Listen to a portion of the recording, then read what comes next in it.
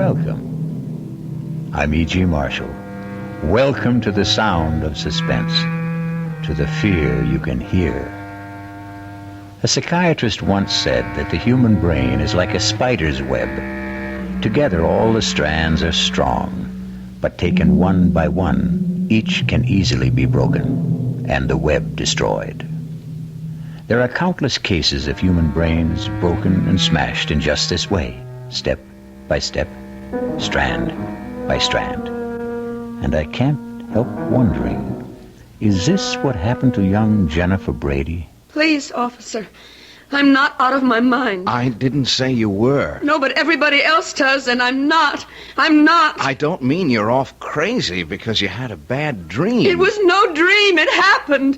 I tell you, it happened. No, ma'am, it didn't. You see, it couldn't have. A thing like that to happen. Impossible.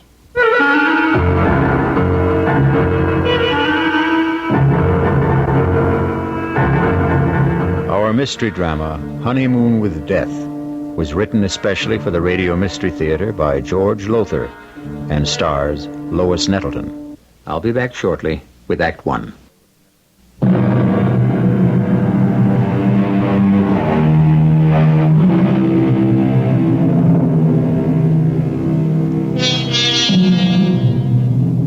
What makes Jennifer Brady think she's going out of her mind? What strange thing happened that couldn't have happened? Perhaps we can find out together. It was a wonderful honeymoon, Howard. I can't tell you how much I enjoyed it. Adored it. But you know something? Howard? You know something? What, Jennifer, what? It's wonderful to be back home. These last 10 days driving back from San Francisco, I kept thinking, when, oh, when will I be back in my own bedroom, in my own bed, in my own little old New York brownstone house? Oh, I shouldn't have said that, should I? What? Said what, Jennifer? Am I bothering you with all my chatter, Howard? Bothering me? How could you possibly bother me, sweetheart? I'm just trying to catch up with all that mail Margaret left on the living room table. Oh, hey, I haven't seen that negligee before. I saved it for our homecoming night.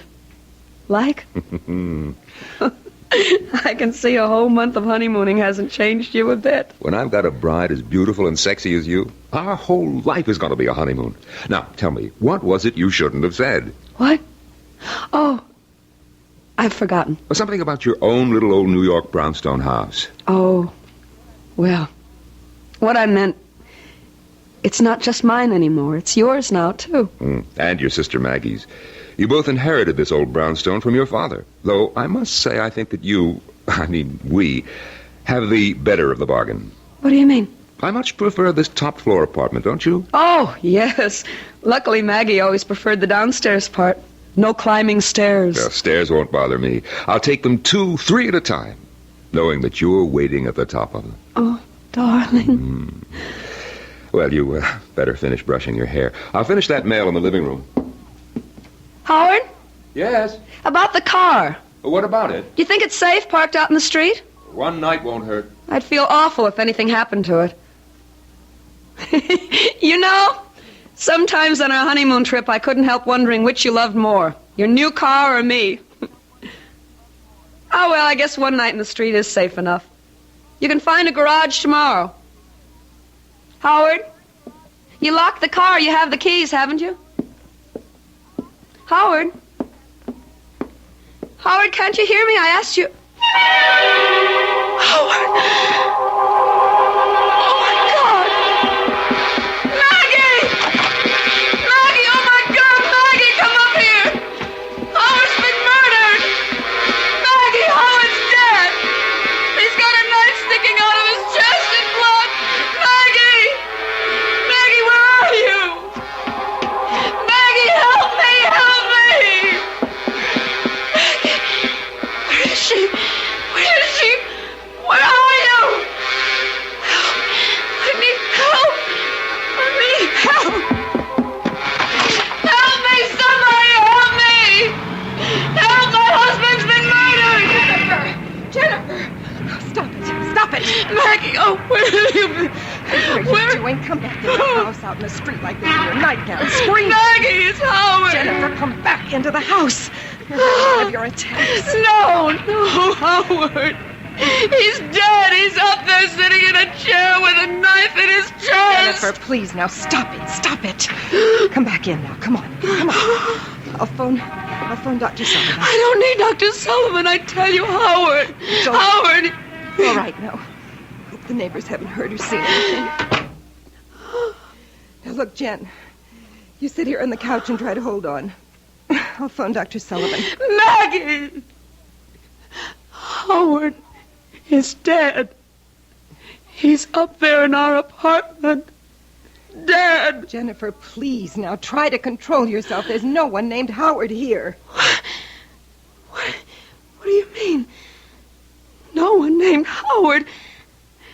You know Howard Lansing, my husband, the man I've been on a honeymoon with for a whole month and home just a few hours ago. And stop looking at me like that.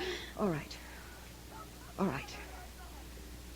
Now, look, Jennifer, I'll tell you what I'm going to do. I'll go upstairs, and I'll see if anybody's there. Howard's there. All right. If this Howard is there, and if he's dead, then I'll phone the police. All right? Yes. But if he isn't, then I'm going to phone Dr. Sullivan, have him come right over. Now, that agreed? What's that? That's just the front door bell, Jennifer. Oh, yes, officer? Officer Helmet, ma'am. Ed Helmet. Anything wrong? No. What do you mean, no? My husband's been murdered. He's upstairs dead, a knife in his chest. Jennifer, please.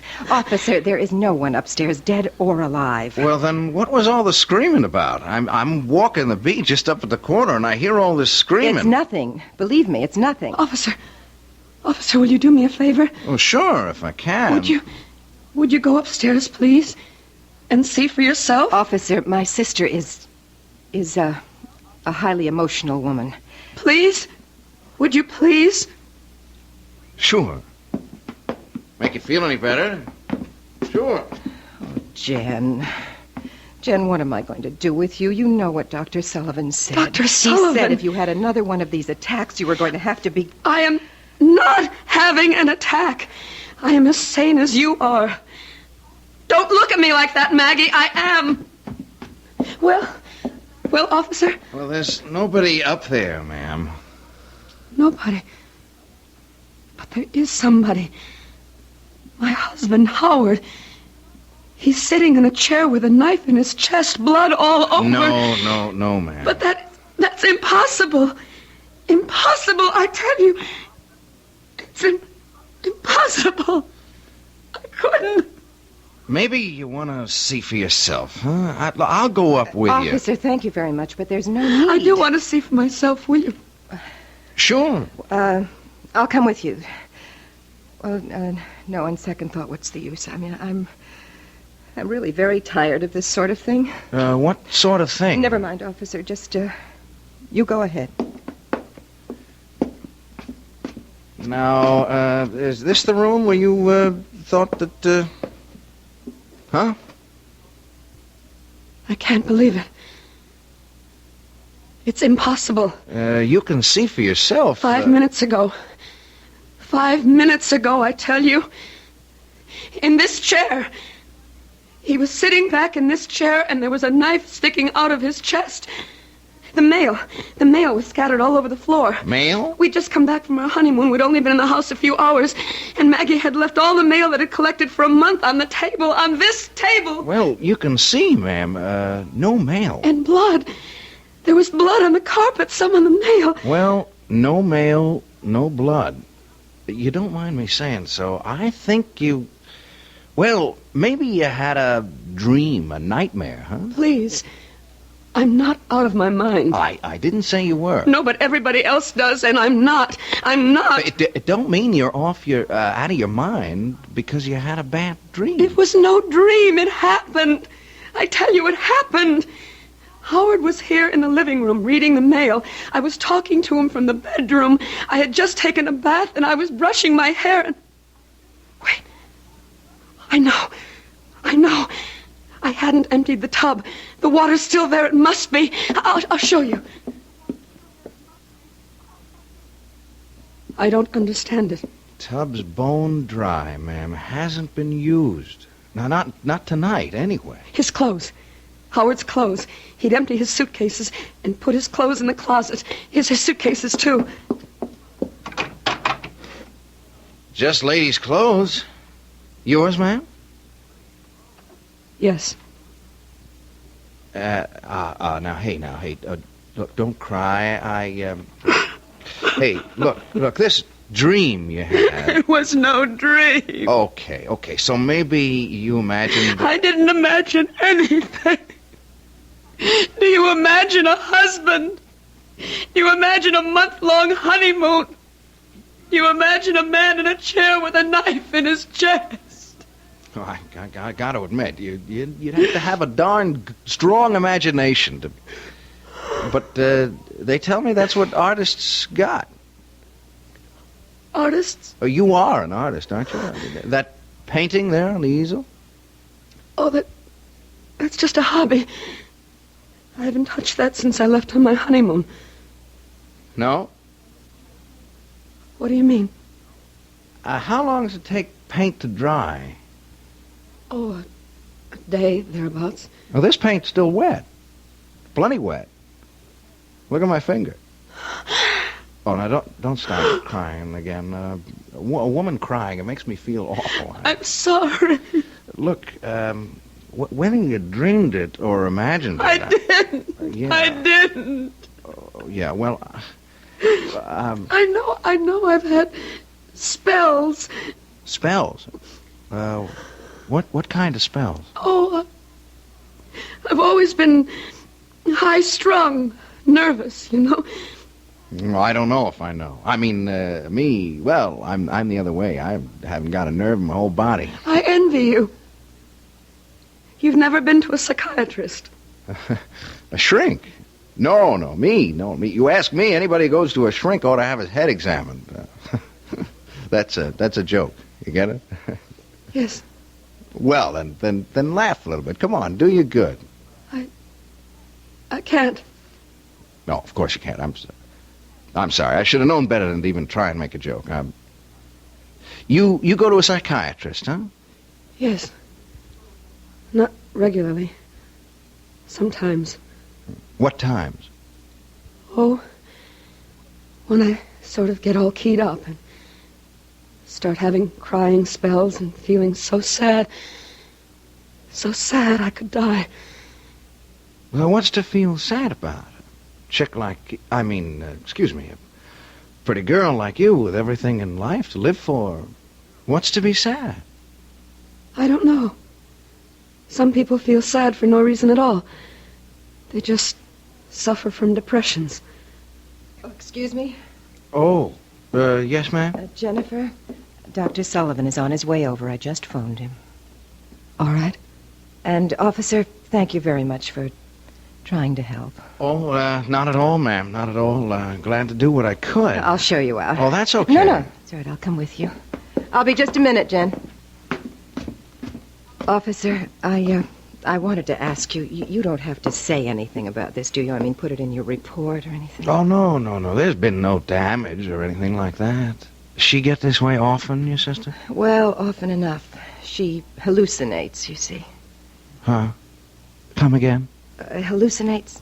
It means, well, just what you saw. She was totally convinced there was a murdered man up there. Her husband, no less. Well, you saw for yourself. Husband. Jennifer's never even had a boyfriend. A cute doll? A pretty girl like that? Well, it's all part of her condition. She's afraid of people. Men, especially. I wish she could become less afraid, more outgoing. If these spells of hers get any worse, she may lose her mind altogether. Oh, say, I hope not. A sweet kid like that. I sure hope not. I know, so do I. Well, looks like we've had a little shower. Street's wet. It was drizzling a little when I came in. Well, good night, ma'am, and if you need... Wait! The car! Jennifer, the car! What? car? Howard's, the little red sports car he was so fond of. It isn't there.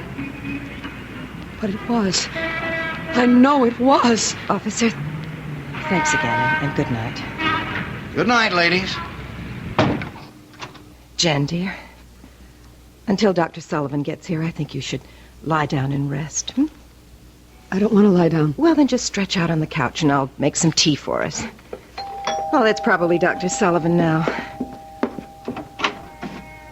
Oh, yes? Excuse me, ma'am. I just wanted to get something straight. Yes. Your sister, did she say... Oh, ma'am. Yes, officer. Did you say that car was a little sports car? Yes. Why? Well, nothing, only... There was one parked out there in the street. What do you mean?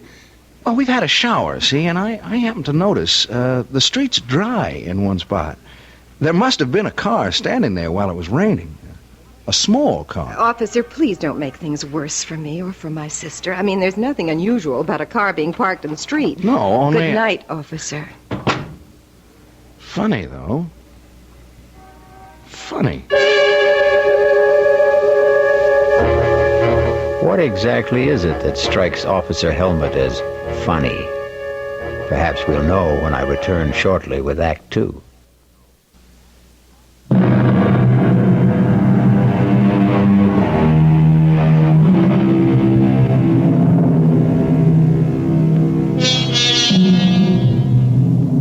Has a horrible murder been done?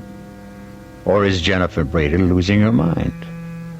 Did she find the body of her husband, Howard Lansing, seated in the living room with a knife in his chest? Or did she imagine the frightful scene? Is she married? Was there a honeymoon? Oh, here's young patrolman Ed Helmut at the front door of the brownstone house where Jennifer and her sister Maggie live. And it's the following morning.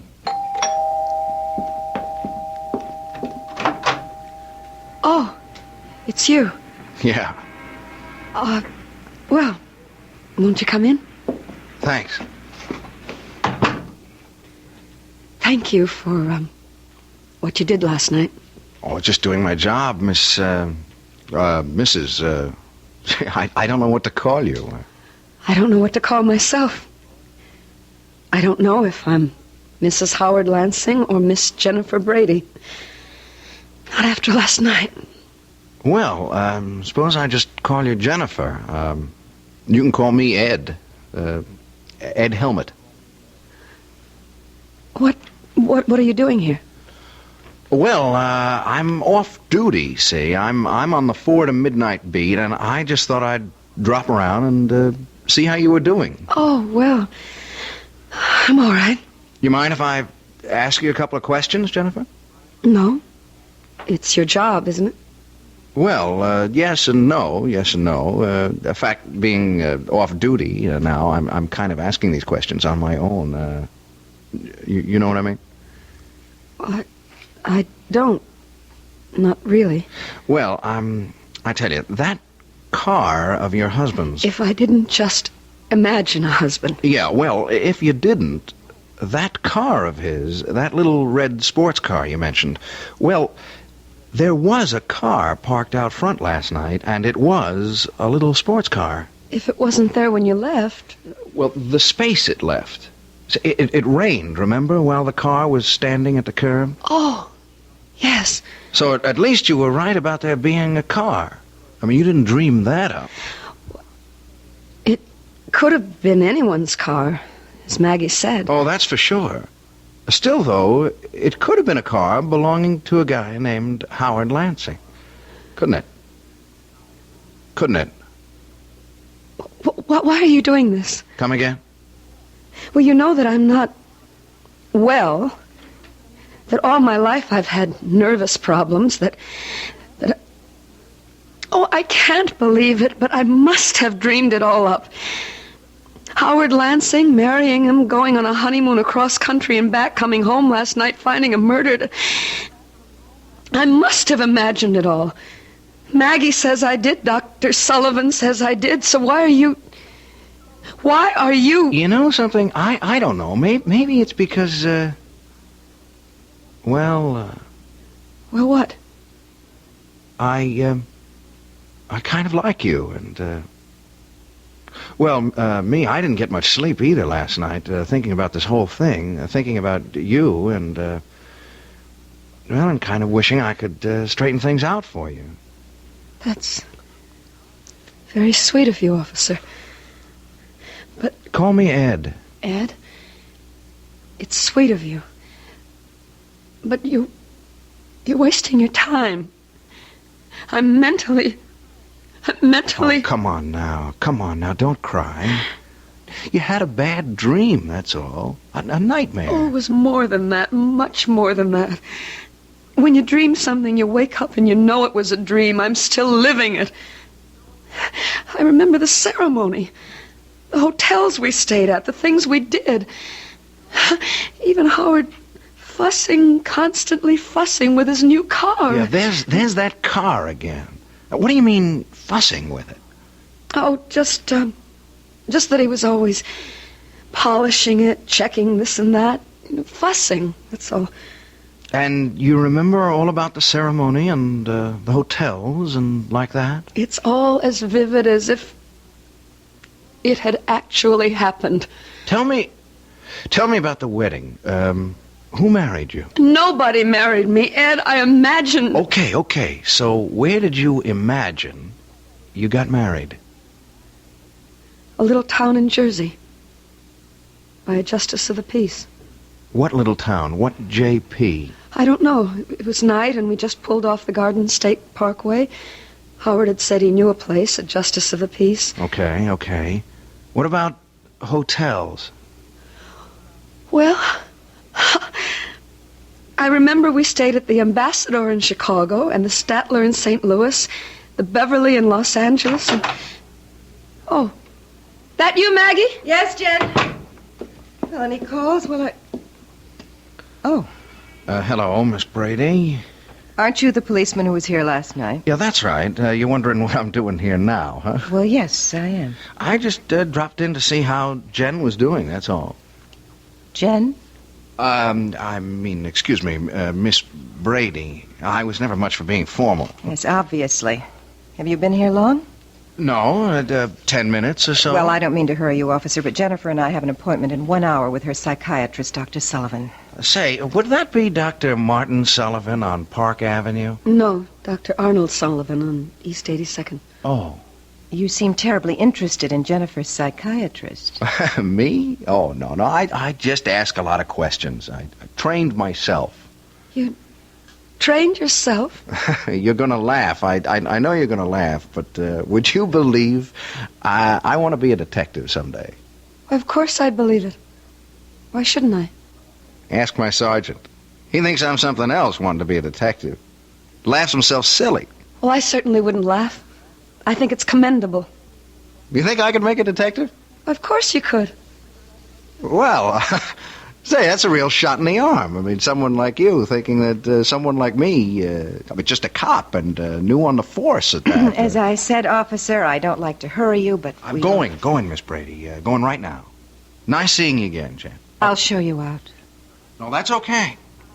Some detective I'd make if I couldn't find the front door. Why, Jennifer, would you answer that, please? Of course. Oh, my God. Jennifer, what is it? Help me. Oh, my God, Maggie. Ed, help me. What? He's there. At the front door, he's there. Howard. Oh, I'm sorry. Is something... What's all the trouble? You were dead. Murdered. What? Last night after we got home from our honeymoon, I found you in your chair, stabbed to death. Last night, honey, stab? Maggie, what is this? Jen's having another one of her spells, Howard, that's all. Oh, I see. What do you mean you see? You see what? What, just... Excuse me, who are you? My name is Ed Helmut, Officer Ed Helmut. I'm a cop. A cop? Howard, I'll explain later what went on here last night. I don't understand this. I don't understand it. You're talking to Howard as if nothing had happened. Jennifer, nothing did. He exists. He's standing right here. He exists.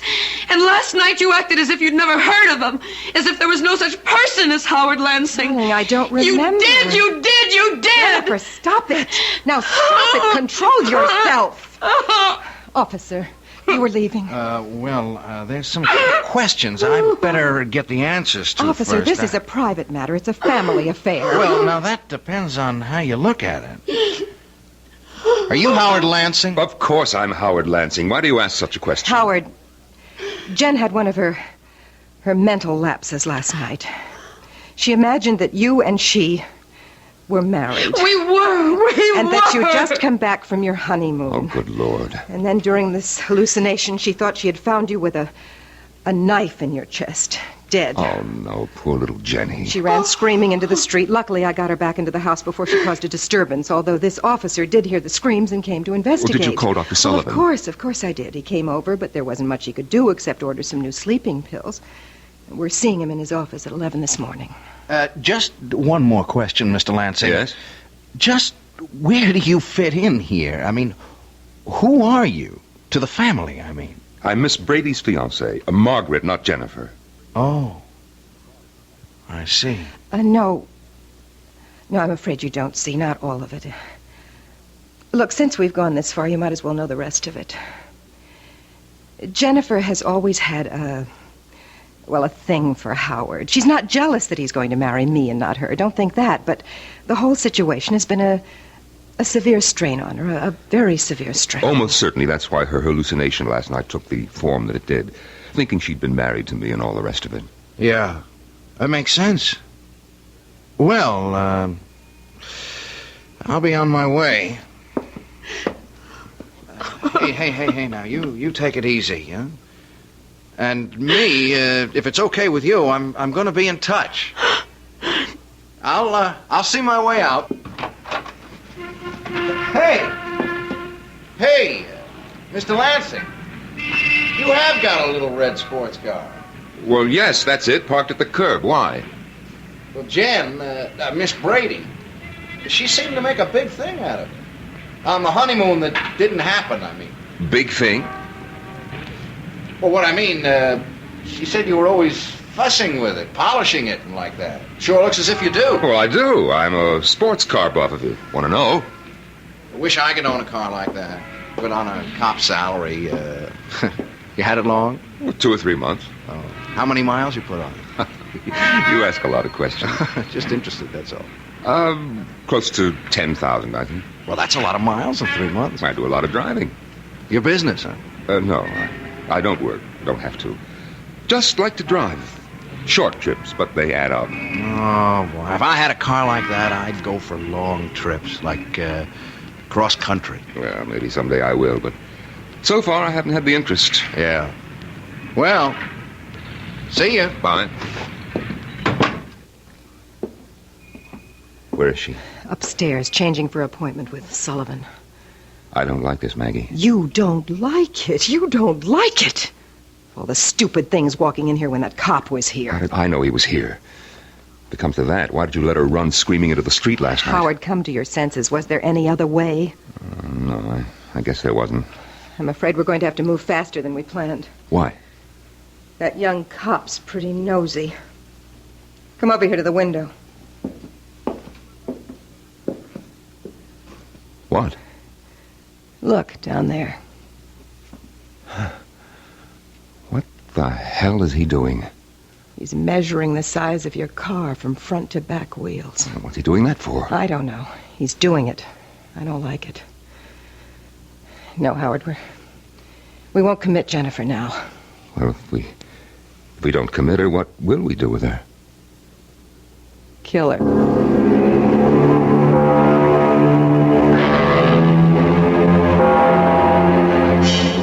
Clearly, Maggie and Howard faked his murder.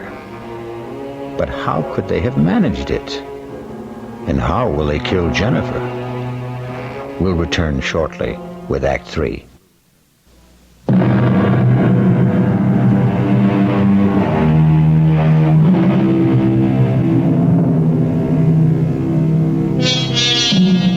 Were you as shocked as I to discover that Howard Lansing is very much alive? I can't fathom it. Can you?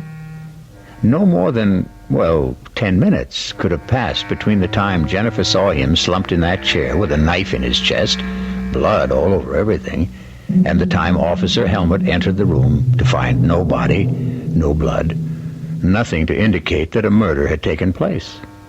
It would have been impossible for Howard Lansing and Margaret Brady to restore perfect order to that room in so short a time, even to Howard's clothes and luggage no longer in the closet, a bone-dry bathtub, and the rest of it. Got me puzzled. Well, we'll soon have the answer as we rejoin Maggie and Howard. Kill her. There's nothing else we can do. Well, we can do what we planned originally. Commit her. It won't work. Not now. Why not? Your answer is right out there in the street. The cop was just finished measuring your car. Now, what's he doing? Quite obviously getting into your car. I think I better get out there and see what he's up to. I was just about to suggest it, Howard.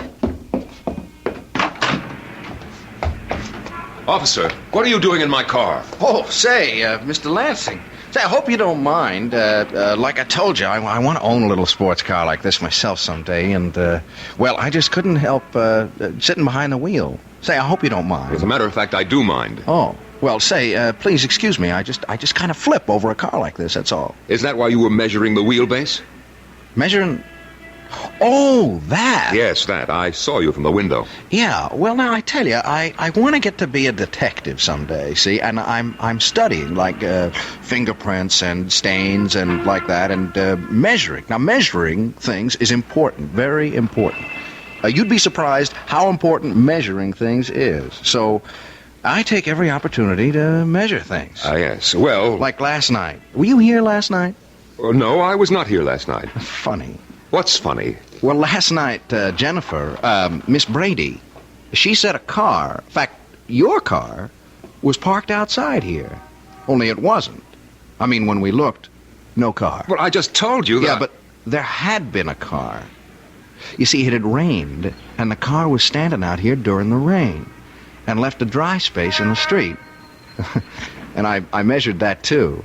Couldn't help myself. It's become a habit, you know? Well, I fail to see what this has to do with Identical. Same wheelbase. That car and this one. Look, there are probably thousands of sports cars in New York. I'm not saying it was the same car. Oh, no, nothing like that. I'm only saying the wheelbase was the same. It's very interesting, I'm sure, but if you don't mind now, Just leaving when you came out. I apologize if I upset you getting in behind the wheel without permission. That's all right. Yeah. Well, goodbye.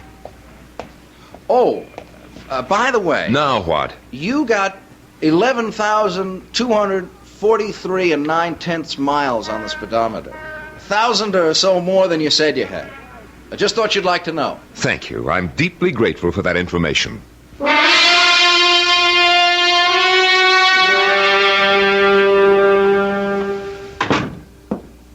He is up to something, Maggie. What else is new? He checked the mileage on the car. What of it? Over 11,000 miles. I could easily have driven from here to L.A. and back, which I did. Mileage shows only how far a car went, not where. I'm not worried about your car. I'm worried about him nosing around.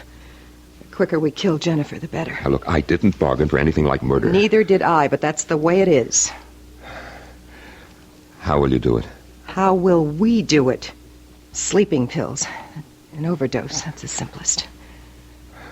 When? Well, tonight. Why wait? Oh, Jennifer. Ready for our appointment with Dr. Sullivan, I see. Yes. I'll just get my coat. Howard, Yes, Jennifer. I'm sorry if I've caused you any trouble. Oh, now... I'm losing my mind, Howard. I must be. Marrying you, our honeymoon trip across country, returning last night, finding you dead. It was all so real. So real. And yet it wasn't. It never happened. Oh, Howard, I just can't go on like this much longer. You won't, Jennifer. Believe me, you won't.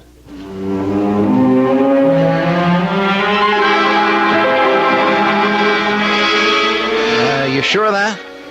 Did you check all marriage license applications for... And there's no Howard Lansing and Jennifer Brady, huh? Call for you at Beverly Hotel, Los Angeles. Right there. Okay, sorry I troubled you. Thanks. Hello? Yeah. Yeah, how far back did you check your guest register? And there's no Mr. and Mrs. Howard Lansing. Hey, Ed, another one. The ambassador of Chicago. You going on a trip or something, man? Thanks. Officer Ed Helmet here. Yeah, I think I can tell you what you're going to tell me before you tell me.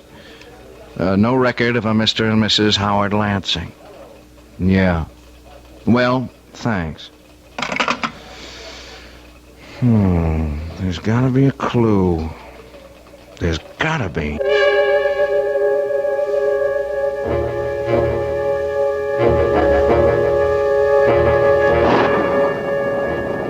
Well, She's asleep. how many pills did you give her? Enough. What's the matter, Howard? Why that look on your face? I'm a murderer. I'm just beginning to realize it. I am a murderer. Not yet, Howard. She won't be dead for a while. How can you be so calm? You frighten me, Maggie. I've never seen this side of you before. You've got to be kidding. All the time we spent planning To this. commit her, not murder her. What's the difference? We're not doing all this for peanuts, you know. We inherited $1.5 million from my father, Jennifer and I. You and I will have all of it once she... Who could that be? Ah, see. Wait. No, I guess we can't pretend no one's at home. The lights are all on. And my car's parked out front. Oh, it's you. Okay if I come in, Mr. Lansing? Oh, well, now, Thanks. Rotten night out there. Just plain rotten. It's Officer Helmet, Maggie. Yes, so I see. Getting to be a regular visitor, aren't you? To be honest with you, Miss Brady, it's a real nasty night, and walking a beat, I didn't think you'd mind if I came in for a few minutes. Also, I wanted to see how Jen's getting along. Jen is getting along very well, if it's any concern of yours, which it is not. Oh, well, I only... Officer Helmet, circumstances beyond my control brought you into this house last night, but I do control whether you'll keep coming here like this. Please leave. Oh, well, now, wait a minute, Miss Brady. I like your sister, and I have reason to think she likes me. Now, wait a second. Just wait a second. I also think she needs somebody like me, somebody to lean on, to protect her. Of all And the further than that, I'm here on official business. Official business? I'm placing you both under arrest on a charge of... Where is Jen? That's no business of yours. What's all this about? Where is she? She is upstairs asleep, if you must know. Asleep at 8 o'clock at night? She took a couple of sleeping pills. Where are you going? How dare you go up there? Maggie, You my have God. any nerve, don't lose it now. But he'll know. He'll know she took an overdose. That's all he will know. He will know that we gave it to her. He's arresting us. For what? On what charge? Whatever it is, he'll never make it stick. We've covered our tracks too well for the law to... He's carrying her down. It's all right, baby. It's going to be all right. Operator, this is Officer Ed Helmet. I want an ambulance sent to 127 Brockhurst, and fast. An ambulance? Why an ambulance? An overdose of sleeping pills. She took a... She didn't take them, Buster. They were given to her, shoved down her throat, you ask me. I'm changing the charge against you two. I'm booking you for attempted murder. You must be out of your mind. You're as crazy as my sister. Who isn't crazy at all. That was a real far-out scene you two tried to pull. I gotta hand it to you two. You planned it so careful, so good. There wasn't a loophole in it. Except one. I don't know what you're talking about. You don't, huh? Then let me explain. You set the whole thing up, the two of you. The marriage, the honeymoon trip across country and back, the fake murder, and the whole bit. Oh, and you played it smart. Very smart. Not a clue. I checked the Marriage License Bureau. No license. Easy enough. You could have bribed a clerk to destroy it. Now, look, you... I checked a few hotels. The big ones like the Ambassador, the Beverly in Los Angeles. No Mr. and Mrs. Howard Lansing listed. A piece of cake. When you registered, you gave a different name. You're making yourself look like a fool. What you're saying is you could find no evidence. Oh, but I did. One little clue that neither of you thought about. The car, Mr. Lansing. Your pretty little red sports car. I don't follow. You will. I told you I found that dry space out on the street last night because a car, a little sports car like yours, had been standing there during the rain. Well, it could have been anyone's car. Sure. Same size as yours. Same wheelbase. But I agree, it could have been anyone's. Only it wasn't. It was yours. You want to know how I know? We'd be enthralled. I know, because last night, that car wasn't parked outside this house. but the one next door.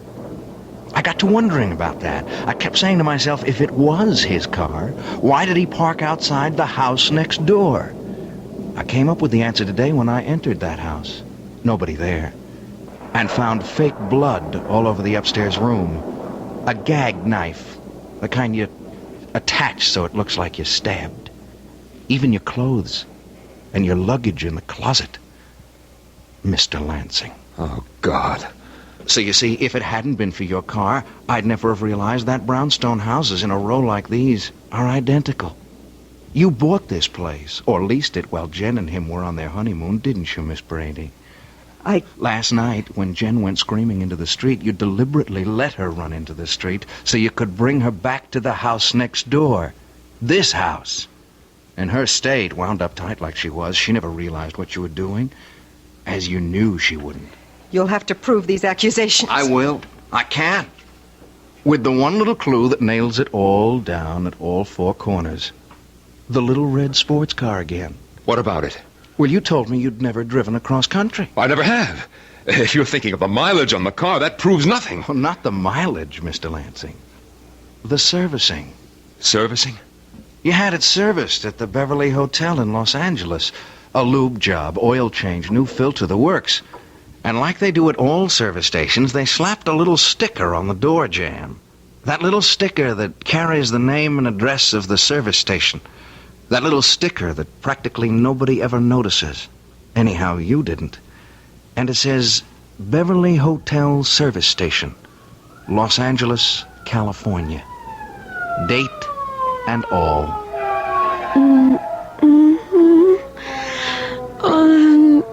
Easy, Jen. Easy. You're gonna be okay. From here on in, you're gonna be just fine.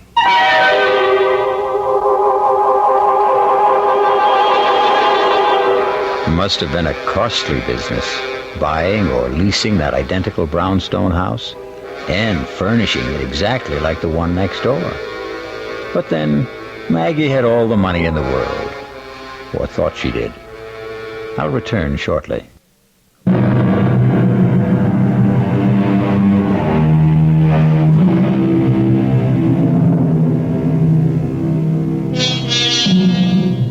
Yes, like a spider's web, so strong and yet so weak, the human brain can be broken. But happily, again, like the spider's web, it can be repaired, as good as new. Our cast included Lois Nettleton, Tony Roberts, Terry Keane, and Norman Rose. The entire production was under the direction of Hyman Brown. This is E.G. Marshall inviting you to return to our Mystery Theater for another adventure in the macabre. Until next time, pleasant dreams.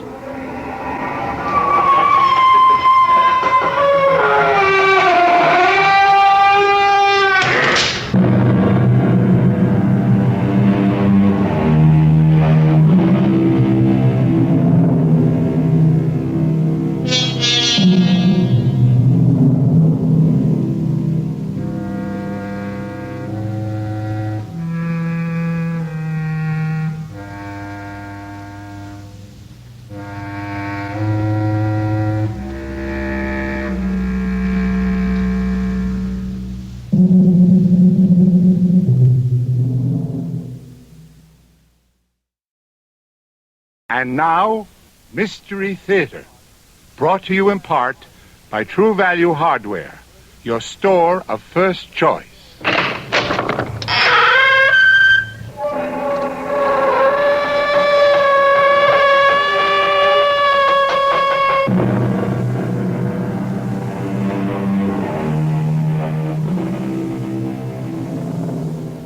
Come in. Welcome. I am E.G. Marshall. Welcome to the sound of suspense, to the fear you can hear. What do you think about witches? Not the bony hags and atrocious crones of Shakespeare and legend, or the poor unfortunates of Salem, but witches who are young, witches who are beautiful, witches who even fall in love. Excuse me. Who let you in here? Well, I hope I'm not disturbing you. I'm only trying to make a deadline. Well, if you're in the news business, I've got something for you. It better be good. I'm going to have to kill my wife. That won't be news till you do it. Well, I know. I want you to know why. Okay. Why? Because she's a witch.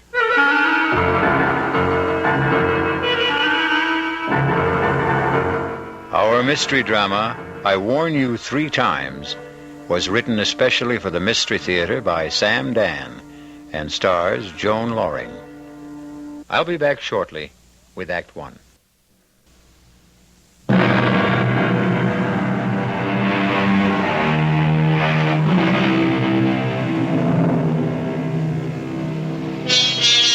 It's one of those miserable, stormy nights in the dead of winter. A thick, clinging, wet snow seems determined to smother the entire earth and everyone on it. You'd think that most people would choose the cheerful indoors, a warming fire, a relaxing drink, a comfortable bed. That's the problem with most people. You can't figure them. For instance, consider that line of cars crawling down Main Street, bumper to bumper, skidding, sliding. Where is everybody headed on a night like this? Have we become a race of lemmings? Do we follow some mysterious, unconscious drive? An interesting speculation, but we won't pursue it. We'd better consider the traffic, which has come to a complete standstill. A car seems to be stuck at the intersection. Let's go, sister. That light's green. Oh, officer. Well, what are you waiting for, lady? My husband. Your husband? The light was red, and he said he wanted to step out and clean off the rear window. Hey, mister. You finished back there? He just stepped out. It was a moment ago. Tom? Well, maybe he slipped in the snow. Tom, are you all right? Lady, ain't nobody around the back. But he just went out to clean the... to clean the rear window. That's what you said. But what could have happened to... Just sit there a minute, lady. Hey, lay off of that horn. I know you got one. What's wrong, officer? Did you see a guy get out of that car up Did I see a guy get out of the car? Did you? Huh? Are the police after someone, an escaped Oh, criminal? come on, Buster. Just tell me. Did you see a guy cleaning off the rear window of that car up front? Well, to tell you the truth, I wasn't paying any attention. I was listening to the radio. Now, there could have been somebody, but then again, I couldn't say there was. It's not that I'm not trying to get involved, officer. I'm a citizen. I know my duty, but Well, thank you. Officer, where is my husband? He was just there. Lady, he disappeared. How could he disappear? I don't know. I do know he ain't here. What am I going to do? Well, you can't keep blocking traffic, lady. You gotta move on. Where? Well, it beats me.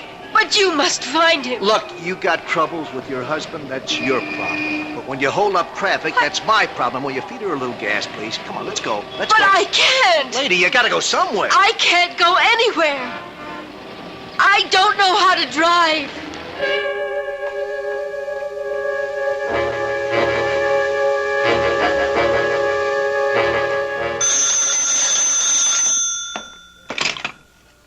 Desk, Lieutenant Carroll.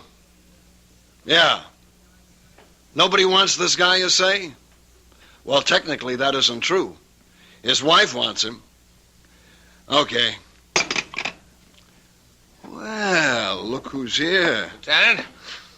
You won't win any Pulitzer Prizes around this joint tonight, Peterson. I was hoping you might have a little bone to throw me. Page 1. I'll settle for 2 inches on the bottom of page 38. If you promise to remember 2 R's and 1 L. First name Irvin, not Irving. Lieutenant Irvin Carroll. We may have something shaping up. Ah. I don't know where it can go. Everywhere or nowhere. What have I got to lose? Sitting over there on the first bench. Ooh, that's nice. And married. Well, you win, you lose. A very, very weird story. Tell me about it. No. Let her tell you about it. Why don't you ask her? Excuse me. My name is Fred Peterson. I'm a reporter for the Union Messenger. Oh, no, I don't want to talk to a reporter. Why not? Because Because you're afraid? Why? Could you put Tom's picture in the paper? Well, that depends. Has Tom done anything? He's disappeared. Well, we'd need the how, the when, the where. The when? About an hour ago. Where? On Route 986 at Main Street. How? I don't know. You see, we were driving south. It was snowing hard, and he said, I can't see out the rear window. The light was red. He stepped outside to wipe it off. He didn't come back. Where did he go? I don't know. Well, where could he go? I don't know. In that snow. And there's nothing around there? Could you give me a why? I can't imagine. I don't know what to do. I sit here waiting. Look, my name is Hetty Parsons. Tom and I, we've been married 5 years. We don't have any problems. I mean, we're very happy. If you print his picture in the story, maybe someone will see it who can help us. Excuse me a minute. Well? Yeah, I think I'll run with it. I don't blame you. I was always partial to girls with honey-colored hair and baby blue eyes. Ah, so you noticed, too. Have you run a check on her husband, Tom Parsons? Well, he's not one of the known bad boys. No record at all. And what did she say he did? He's an accountant. He has his own business in the Barstow building. You looked him up in the phone book? Checks out. They were headed south, huh? That's what she says. If it was a trip, there should have been bags. There were. His and hers? His and hers. How does it look? What do you want from me? I don't solve crimes. I sit here behind the desk. Come on, Lieutenant. Well, this is one for you, Fred. How could a guy disappear just like that? And in that storm. There's no place to go. He could have had a car following in back of them. A friend was driving it, maybe? Well, he had to go somewhere. But why? Right now, we're treating it as missing persons. It's all we can do. He's not wanted for anything. He's a legitimate citizen, as far as we know. He hasn't even done anything to her. At worst, he left her in a car. He hasn't even deserted her. Yet. Who was driving? He was. She can't. Well, that's abandoning her, isn't it? No. At best, we'd have him for abandoning the car. Yeah, excuse me a minute. Listen, Mrs. Parsons. Yes? Why don't you go home? I've got my car outside. Oh, no. I want to be here in case they find Tom. They'll let you know if they find him. No, I don't want to be home alone tonight. I just want to stay here. But it may be hours. It may be even days. Don't say that. I'm sorry. I'm just so jumpy and so nervous. I can't believe what's happened to me. Well, if you're going to sit here, you should have some coffee and a sandwich. Oh, I couldn't think of food. I'll be right back.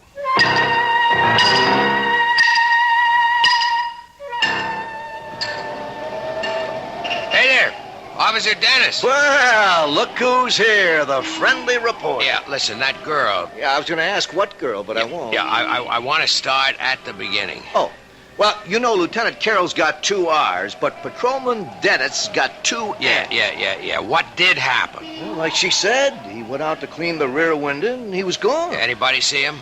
I checked the car and back, but who looks, who notices? Where could he have gone to around here? Well, on the south side, you got open fields. On this side, a couple of warehouse buildings locked up. Night watchman? Yeah, he's a retired cop.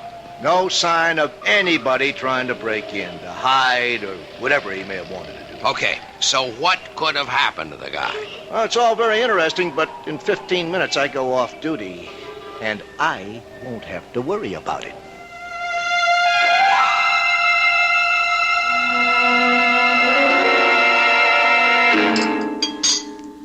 Oh, thanks. I didn't think I could touch a thing, but I must have been starving. Has there been any word? Yeah, you'll hear the minute they know. Now listen, Hetty, I can help you, but you have to help me. I'll do whatever I can. We have 2 basic roads to explore. 1, somebody was out to get your husband. Oh, no. No. Tom is the mildest, sweetest, most obliging guy on earth. He has absolutely no enemies. That you know about. Tom and I have no secrets from each other. Everybody has at least one enemy. Tom is incapable of hurting anyone in any way. He sounds too good to be true. If he does have a problem, that's it. All right. The 2nd road to explore. He wasn't pushed, he jumped. What does that mean? It means he walked out on you. Oh, it's inconceivable. Why? I've had a liberal education tonight, Mr. Peterson. Call me Fred. No, not yet, or maybe never. I've been introduced to a new world. I've been thrown in with people who basically don't believe in anyone, don't trust anyone, and perhaps they have good cause. Perhaps that's how life is in their world. Perhaps their world is the real world, but it isn't my world. May I ask, do you come from another world? It's entirely possible. I won't call you Fred unless and until we become friends. But that's just a little thing. The policeman who brought me here is a confirmed cynic. So is the lieutenant. And so are you. I must plead guilty as charged. All of you propose two basic hypotheses. A, my husband was ambushed by enemies. B, my husband abandoned me. You can't conceive of people who... they simply don't make or have enemies. You can't conceive of people who are completely in love. I'm not a fool, Mr. Peterson. I read these attitudes. What a wonderful world you live in, Mrs. Parsons. I hope you can stay there always. We're so dependent on each other, Tom and I. We need each other. We're so complete together. But we still have the basic fact of his disappearance. Yes, but all you can see are two alternatives. There is a third, you know. Really? Perhaps he was taken ill, suddenly, and he just wandered off.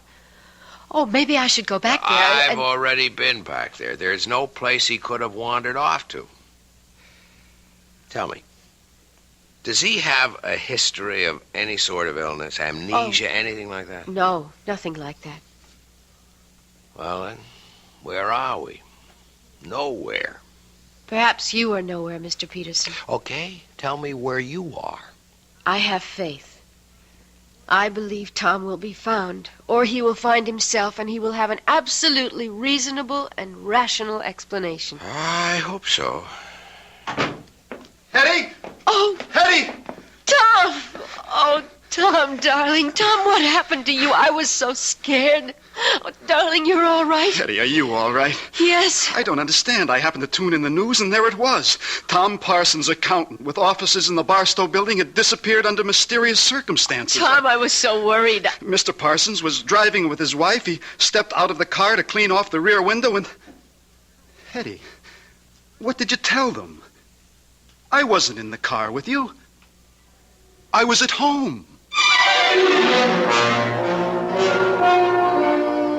Well, here we have the story of two people who love each other deeply, who trust each other completely. It sounds like the Garden of Eden. But we all know what happened back there in the traffic and the snow. We shall return shortly with Act 2.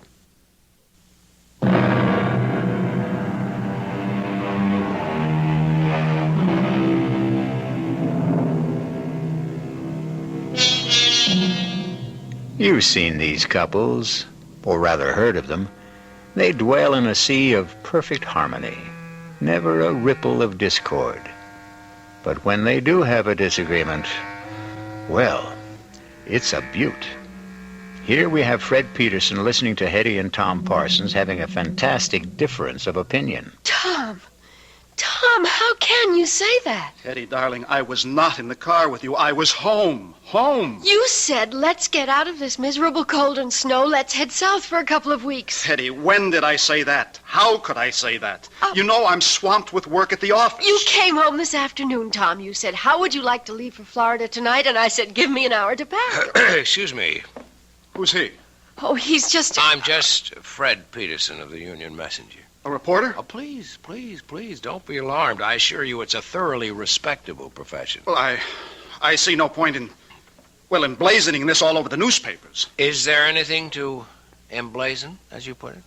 This is a private affair. Tom, tell me what happened. What happened to you after you left me? Hetty, I told you I never left. Tom. How could I have left you? I wasn't with you. Oh, no, Tom. This time I have witnesses. The police officer, he knows you went out to clear the rear window. How does he know? Because he... Because you told him. Mr. Parsons, now, obviously your wife seems distraught. I would suggest... Keep your suggestions to yourself, Mr. Peterson. Don't you dare imply that I'm overwrought or nervous or hysterical. I am completely calm, extremely rational, and absolutely in command of myself. I know what happened this evening. Mr. Peterson, this is obviously a private matter between my wife and me, and nobody's business but ours. What did you mean, Mrs. Parsons, when you said that this time you had witnesses? Have there been other times when... Hetty, it doesn't do us any good to air this in public. All right, Tom. Take me home. Let me talk to that officer at the desk there. Find out if there's anything we have to do. Well? Well, what? Friend, husband, Tom. He didn't turn out to be quite as advertised.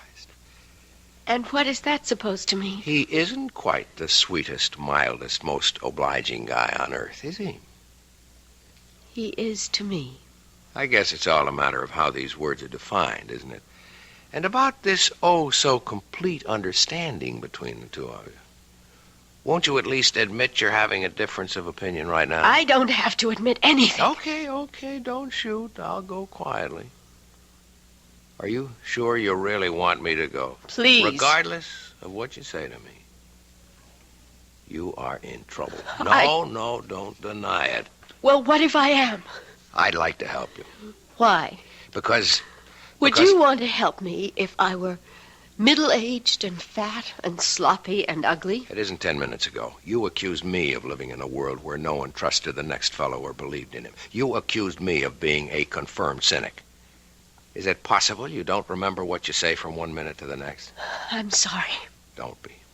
There's a great deal to what you said. You're kind, but no one can help me. I could try. And no one should try either. Why not? It's too dangerous. That was the wrong thing to say to me. I'm warning you. You're only getting me in deeper. Please, For Fred. openers, my business is to take chances and get myself into...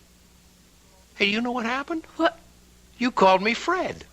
Oh, I'm sorry. I shouldn't have. But you did. And that means we're friends. Look, I only wanted... You're the one who set up the ground rules for this thing. First names are for friends only. Please, forget what happened here tonight. I warn you. You've already warned me twice. It won't work. I can only warn you 3 times. Do you mean you keep score? Please don't joke, Fred. You keep saying the wrong word, or I should say the wrong name. The wrong name is Fred. You can't call me Fred and expect me to forget everything. I warn you. I warn you for the 3rd time.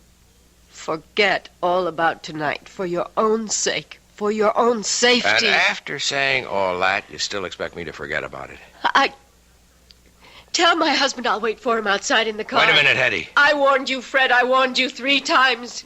Now, goodbye. Where's my wife? She said she'd meet you in the car.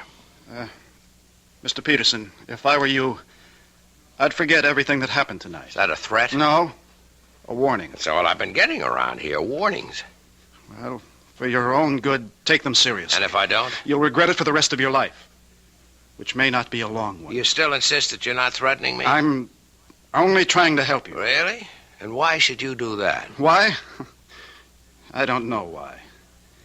Maybe it's because the last guy tried to help me. What last guy? I didn't listen to him. The last guy? What do you mean? Nothing.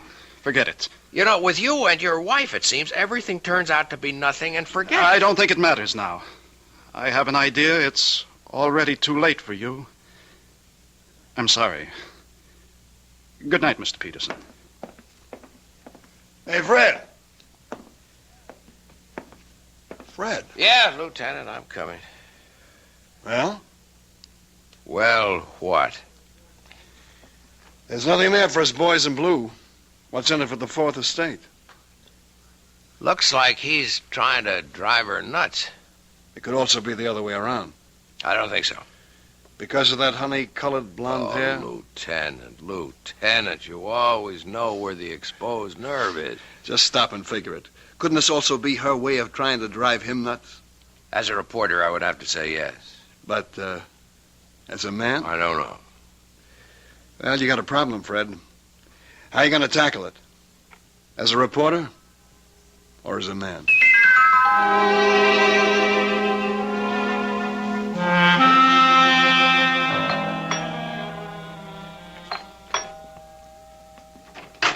Good morning. Oh, Fred, what are you doing here? Won't you ask me to come in? Well, You could also offer me a cup of coffee. It's been a long drive on a cold morning. Oh, well, I suppose you might as well come inside. How gracious. I'm sorry. I'm still upset, and you should know why. Come into the kitchen. I was just pouring myself a cup. Thanks. Charming place you have here. Thank you. I suppose Tom is generous enough when it comes to money and things. The implication being that he is not generous when it comes to what? Fred, if you insist on talking about Tom, I'll have to ask you to leave. Okay, let's talk about you. No. We can't talk about me either. What can we talk about? The weather, politics, sports. You'd be surprised. I'm a very well-informed person. We could talk about art or literature. I didn't come here to talk about those things. I know why you came here. Do you? Fred, I'm a married woman. But you're not a happily married woman. I'm happy enough. Okay. Let me tell you why I'm here. As a reporter, that is. It doesn't happen very often that you get a chance to be in on a story before it's a story. You follow me? No. Last night, all I could have gotten out of it might have been a squib on the back page, or maybe nothing. But something's happening here. Something's building. I don't know what it is. But one of you is lying. One of you is trying to destroy the other. And you think you can stop it? Oh, no, that's not my job. But there's going to be an explosion. And I want to be there when it blows. Because then I'll have a story. And that's all this is. That's all I am to you. A story. I was talking as a reporter. But as a man... Yes? As a man, I'd like to help you, Hetty. Even if it meant losing your story? Yes. I'd like to believe that. Why can't you? I tried to warn you, Fred. Look, we had all that last night. I can't warn you anymore, but remember, I did warn you. Yeah, sure. Don't brush it aside, Fred. Hetty, on the general subject of warnings, I've had a few in my day. From gangsters, from politicians. I mean from people who had clout. But I did warn you. Look, if you want me to, I'll sign a receipt. Let the record show that you warned me. You were right. He is trying to destroy me. Ah, finally. Why? I don't know. Okay, let's go through the standards. Is he after your money? I don't have any. Another woman? I don't think so. Is he tired of you? I don't know. Well, none of this is very helpful. I'm sorry. What was this business you were giving me back in the station house about your perfect marriage, about your perfect husband? Because he is. It's just... Well, now and then he imagines things like last night. What's now and then? Oh, every few months. One time he stranded me up in Maine. Another time we were supposed to go to Europe. He told me he would be delayed, and to get on the plane he would make the next one. And there I was, all by myself in Paris. He denied everything. Has he seen a doctor? Yes. And? It hasn't done any good. Is he overworked? Oh, yes. Well, maybe he needs a long vacation. I'm sure of it. It all sounds pretty simple to me, except for one little item. Why have you insisted on warning me? Because it was the right thing to do. I don't understand. First, you imply that everything is so simple. Then, when I start to believe it, you drop a little suggestion that throws me off balance. I can't seem to get anything definite out of you. Oh, but you did. What was that? A warning.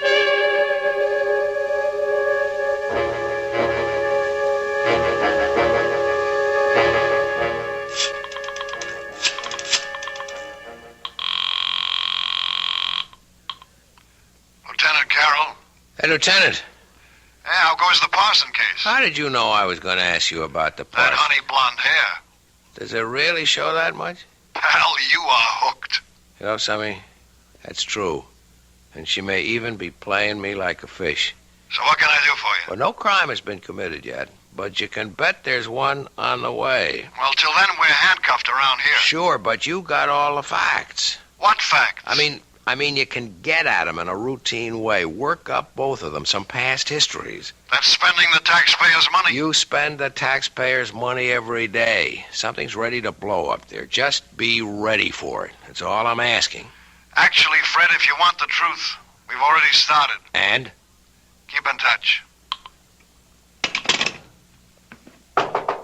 Yeah? They said you're in this office. Well, look who's here. Tom, the piper's son. Come on in, sit down. Mr. Peterson, I've decided to tell you everything. Because I know you're in love with my wife. Now, wait a minute. Now, there are all kinds of meaningless expressions. Wait a minute, see here, hold on, or a few. Let's dispense with them. You can't accuse me. I don't accuse you. I state a fact. Well, then let's be fair. I only met your wife last night. I admit she's attractive. I don't even know her. That's what I told him. That's what you told who? The last guy. The last guy she was married to. I wish I knew how to start this. Well, start at the beginning. Okay. I'm an accountant. You're a reporter. Both of us are men of the world. I mean this world. You live on facts. I live on figures. So how can I tell you? How can I expect you to believe me when I say that Hetty isn't a human being at all? She isn't? No. She's a witch.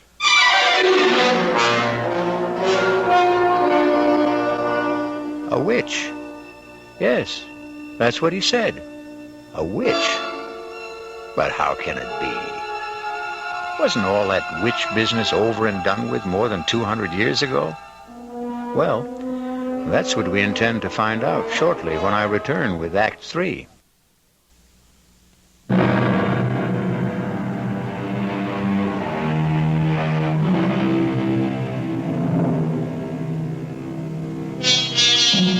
Tom Parsons and Fred Peterson sit in a newspaper office. Both are young, alert, stylishly dressed, every bit the modern, sophisticated men of today. And yet, the subject, the very serious subject under discussion is witchcraft, of all things. Well, it isn't every day a man accuses his wife of being a witch. It isn't every day a man finds out he's married to one. I can only say it's incredible. I know. That's what I said when he told me. When who told you? The last guy. Tell me about the last guy. I met Hetty on a cruise ship about 5 years ago. She said her husband had just somehow disappeared. She was distraught.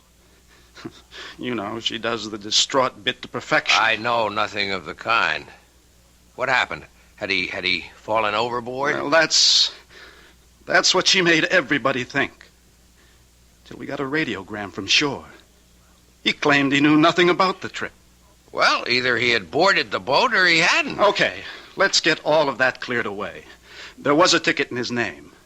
There were some people who claimed they had seen him. The trouble is, there was a pretty drunk bon voyage party. Most everyone was in no shape to remember anything. Oh, yes, a steward did claim to have seen him aboard, but... But? I'm convinced the steward was bribed.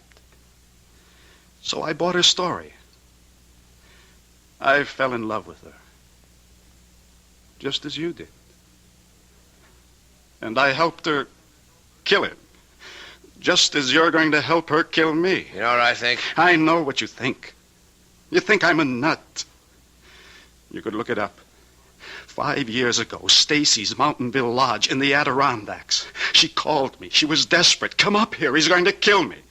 I flew up. I found them. They were near a cliff. She was screaming for help. I started fighting him off. I guess he slipped. He fell over the side. He was killed. Look it up. Coroner's office. You'll see. An accident. Let's assume I buy all this.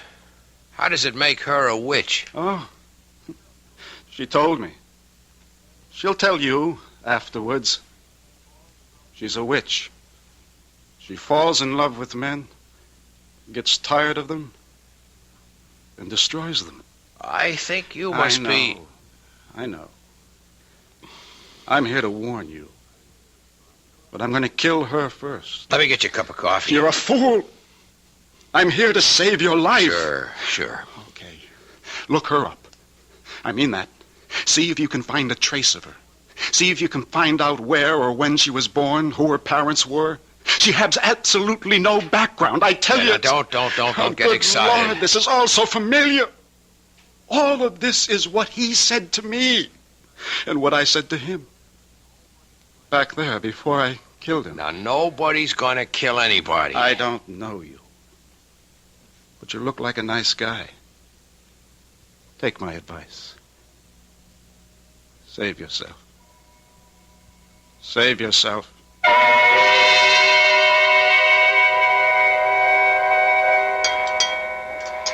I'm not sure I should be here with you tonight, Fred. Well, you wouldn't let me visit you at home. Oh, it just wouldn't look right. Yeah, but it's all on the level. I'm a newspaper man. It's business. I'm doing a story. I had a very proper upbringing.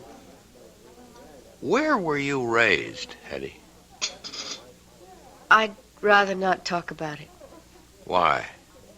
Well, I told you it was proper, but it wasn't happy. I shouldn't say this, but there were times when I thought my parents were ogres. Fred, is something wrong? No. Gee, I just hope I didn't spill anything on you. No. I didn't have a happy childhood. I don't like to discuss it. Here's something we should discuss. I spoke with Tom this morning. I think I know what he told you. So far out, I even hesitate to mention it, but obviously he believes it. I insisted that he see a psychiatrist. In fact, we both went. And it's the doctor's opinion that Tom is riddled with guilt. You see, he thinks he murdered Larry. Larry? My first husband. But Larry was a brute. I was very young, and really too young to know anything about people. Larry was a drunk. I didn't know that either. And when he had a few, he would abuse me. Well, I shouldn't have done it, but I was terrified. I called Tom, and he came up and got into a fight with Larry, and, well, there was that accident. But why should he get that far-out notion about you? According to the doctor, it had to be something... Well, something he could live with, something that could justify what he did, and he really has a vivid imagination. Strikes me as a very sober-minded person, aside He from... was a lit major at college. He became an accountant because he had to make a living. I don't know what I'm going to do about him, Fred. I've had so much trouble in my life, and he's really a wonderful guy, and I love him. Why does he want to destroy us? Why should he have a guilty conscience about Larry? Whatever happened was in self-defense. Well, look, everything will turn out all right. Oh, you're only saying that because you have to say something. No, I believe it. Hello? Tom? Yes, it's Tom. But you said you were working late. Well, I am. I just took a break for dinner. Join you? Please. Fred, you obviously didn't hear a word I said this morning, did you? I heard every word. Heard them all and listened to none? Tom, you're not well, and I think we should... I know what you think. You think we should go away for a rest and all that. Forget it. I know what I have to do, and I'm going to do it. Poor Fred. I feel sorry for you. You're in love with her. To keep the record straight, I'm a reporter. There's a story here. I aim to get it. Sure. That's what you tell yourself. Let's go along with you, Tom. Suppose what you say is true. Suppose she's what you say she is. Why not walk out, get a divorce? I can't. Why? I hope you never find out. You see, she destroys you. She takes away your capacity to love, your feelings, your mind. It's as if you're only just nourishment for her. And when everything you have to give is gone, she discards you for someone else. Tom, for your own sake, I think you should be under a doctor's care in a hospital. I suppose I should. But I want to save you. It'll make up for Larry. I must apologize, Fred, for exposing you to all this. I shouldn't have come here. But you wanted to expose him to all this. That's why you came here. You knew I always eat here when I work late. Tom, I'll do anything you want. Just tell me. Disappear. As a supernatural person, you can arrange that without any problems. Please, Fred, go now. Leave us alone. But I don't want to. He's my problem. I have to live with it.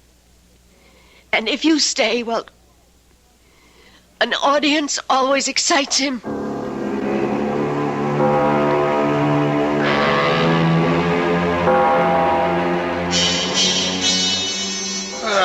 Now, look who finally showed up. What happened to that Nobel Prize for journalism you were working on? Lieutenant, there is no Nobel Prize for journalism. Oh, well, what happened anyhow? I got off it all. Couldn't make heads or tails. Well, we're still on it. As a matter of fact, information keeps pouring in all the time. On her? On him. Funny duck. He was always interested in spirits, that kind of thing. He wrote his master's thesis on something called demonology. Well, there's nothing there for me. As a man or a reporter? Both. You know, I've been married 10 years, and I've never been tempted. But if I could be, she could do it. Oh, that dame is something. I'm surprised at you, Lieutenant. But there's hope for you. If what you say about the husband is true, he winds up in the loony bin, and after a respectable interval, she could be yours. That's what's in your mind, right? You are the most cynical person I know. Come off it. We're two of a kind. I'd even wait for her myself. Lieutenant Carroll. Is Fred Peterson there, please? Hold on, I'll see. It's the girl you love. Cut it out. Okay, the girl we love. You hear? Yeah, I guess I'm here. Take it. Hello? Fred, I'm scared. What's the matter, Hetty? Don't ask any questions. Just come to my place. Quickly.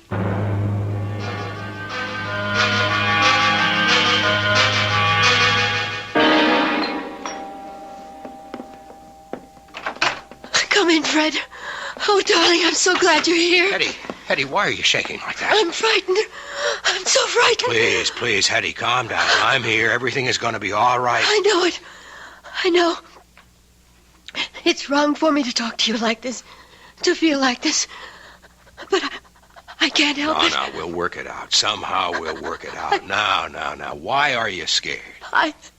He asked me to take his suit to the cleaners this morning, and I've found this in his pocket. It's a receipt. Read it. From Carrington's, 1 double-action Danforth Wilson revolver, caliber .32. He bought a gun. Don't you see? He bought a gun. All right. Why would he buy a gun if he didn't want to kill me? Well, I think we have enough to interest the police now. Are you sure about that? Tom? Well, answer the question, Fred. What do you expect from the police? I have a permit for this gun. I have every right to own it. Look, Tom, I get very nervous when people point guns at me. Maybe it's unreasonable, but do you mind putting that thing away? Well, I will. After I use it. No, Tom. Don't be a fool. You're not a killer. I always thought that. Till just now. Tom, listen.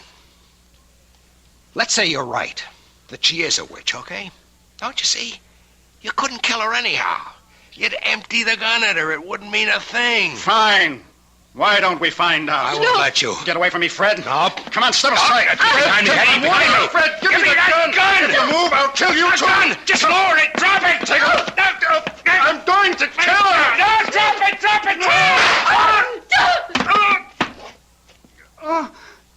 Tom!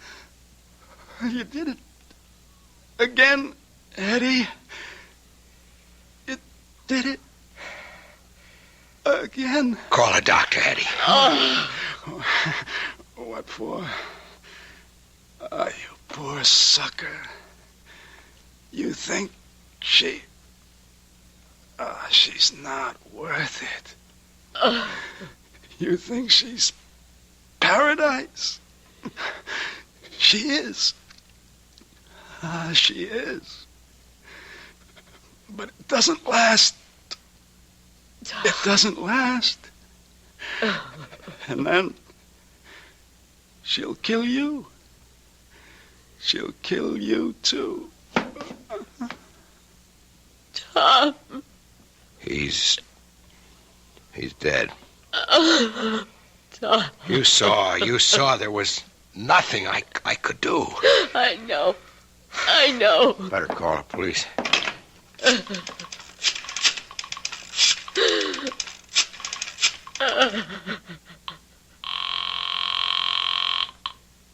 Lieutenant Carroll? Lieutenant, it's Fred. Hey, Fred, I got news for you. What I mean is I have absolutely no news for you. Lieutenant, listen to me. You know, we drew a complete blank on that dame. We trace her back to St. Louis City Hall, where she married a guy named Larry Bellows. She gave her home address as Charterville, Illinois. But there's no such place. Listen, Lieutenant. It's as if this dame just materialized out of thin air. No background at all. Wait a minute. Hetty. Who are you? Hello? Oh, Fred? Fred, why did you call? Who are you, Hetty? Fred, what's on your mind? Hetty. I warned you 3 times, Fred. I warned you 3 times.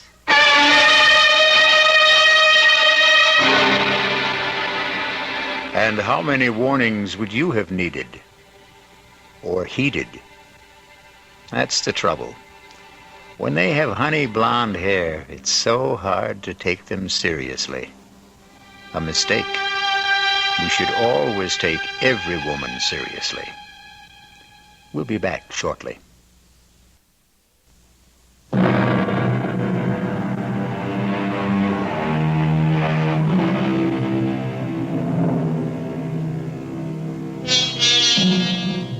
Are there really witches?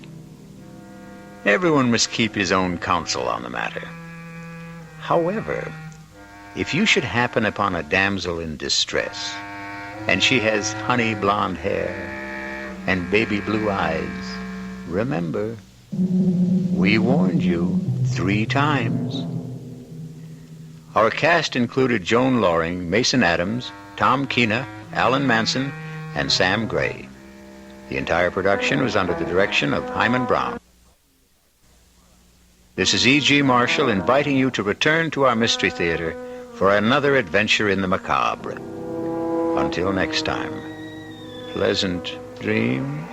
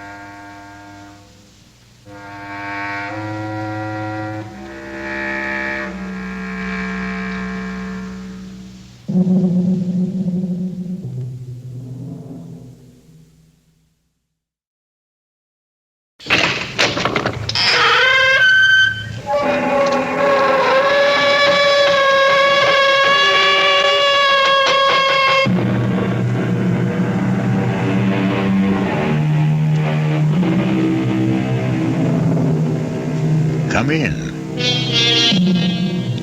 Welcome. I'm E.G. Marshall.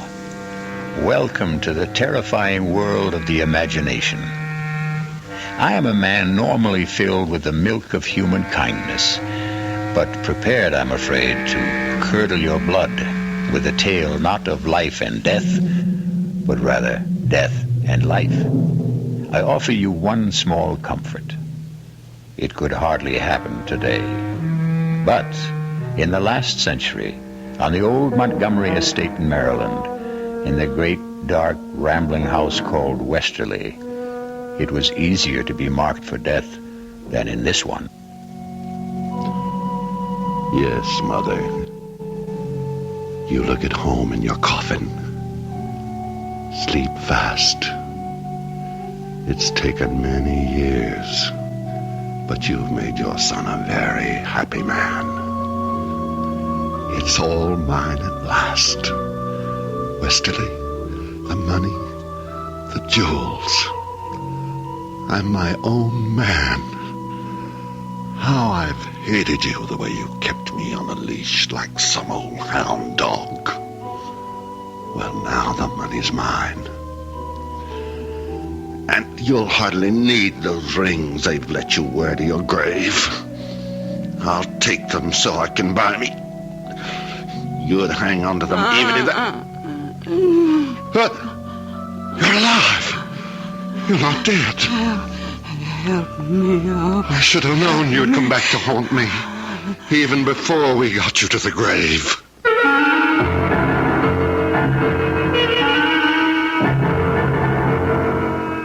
Our mystery drama, Cold Storage, was written especially for the Mystery Theater by Ian Martin and stars Ruby Dee and John Barragray.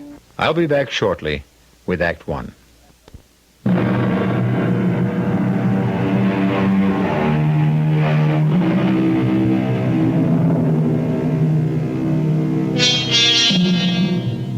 Some ghouls robbing a grave. Many years before Buford Montgomery found himself engaged in essentially the same activity, were every bit as shocked when the corpse whose rings they were tearing off suddenly sat up, alive. An epileptic seizure in other times could counterfeit death. The ghouls, of course, had a recourse. They ran away. Buford Montgomery has to stay and face his problem. Buford, will you put me down? When I'm ready. I am quite able to walk. I want to make sure you don't run. What are you talking about? What are you doing? Locking me in? No, keep away from me. It's all right, Mother. I'm not going to harm you.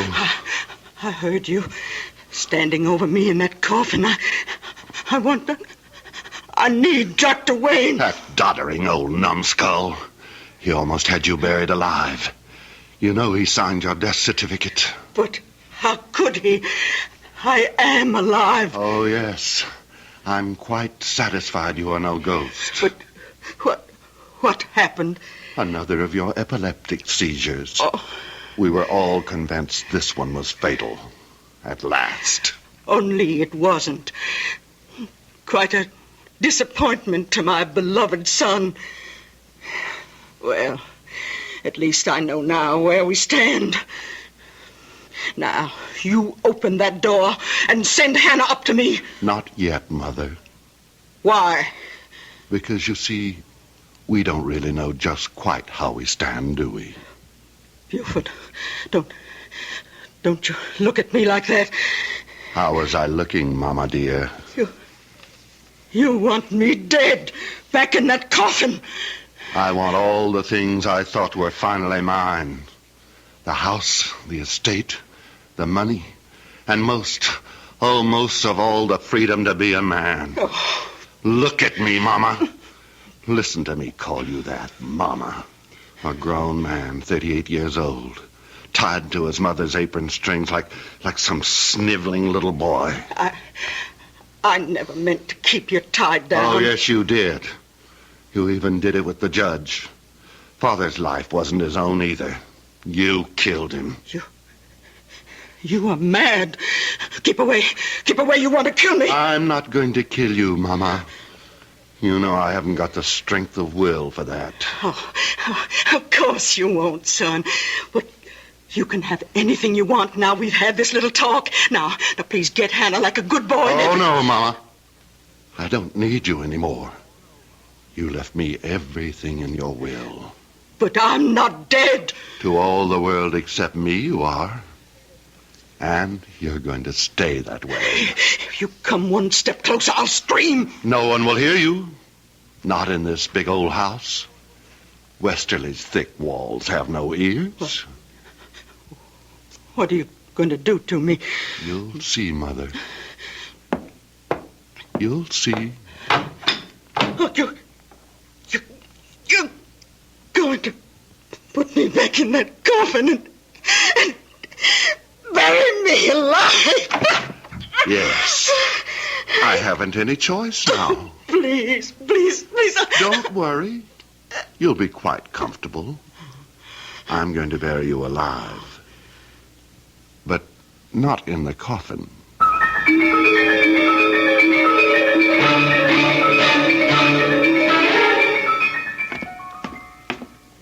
Hannah. Yes, Master Buford. I want you here, in the hall. What is it, sir? Where's William? He's in the stable, Master, grooming the horses for the funeral tomorrow. You want I should fetch him? No, not yet. Sit down. I want to talk to you. Yes, sir. Now, where to begin? Hannah, you were mighty beholden to my father, weren't you? Judge Montgomery was a fine man. Was very kind to you and your son. The judge was powerful good to me and William. And my mother? Mrs. Montgomery is a fine lady. It's been a privilege to have served her as housekeeper. And will you consider it a privilege to serve me in the same capacity? If you want me, sir. And William? Where I go, William goes. You know, he's just a great big overgrown baby. Has to be cared for like one. Or they'd shut him away somewheres, I wouldn't ever let them do that to my boy. He couldn't stand being shut in. You wouldn't let them do that to him, would you, Master Buford? Not if I can count on you to help me. You can, sir. You can. Well, what about William? He does what I tell him. He's old as you are, but he has the mind of a child. I'd want to be absolutely sure of both of you. I don't understand you, Master Buford. Then I'll make myself plainer. I think you must have always hated my mother. Why did you stay on after Father died?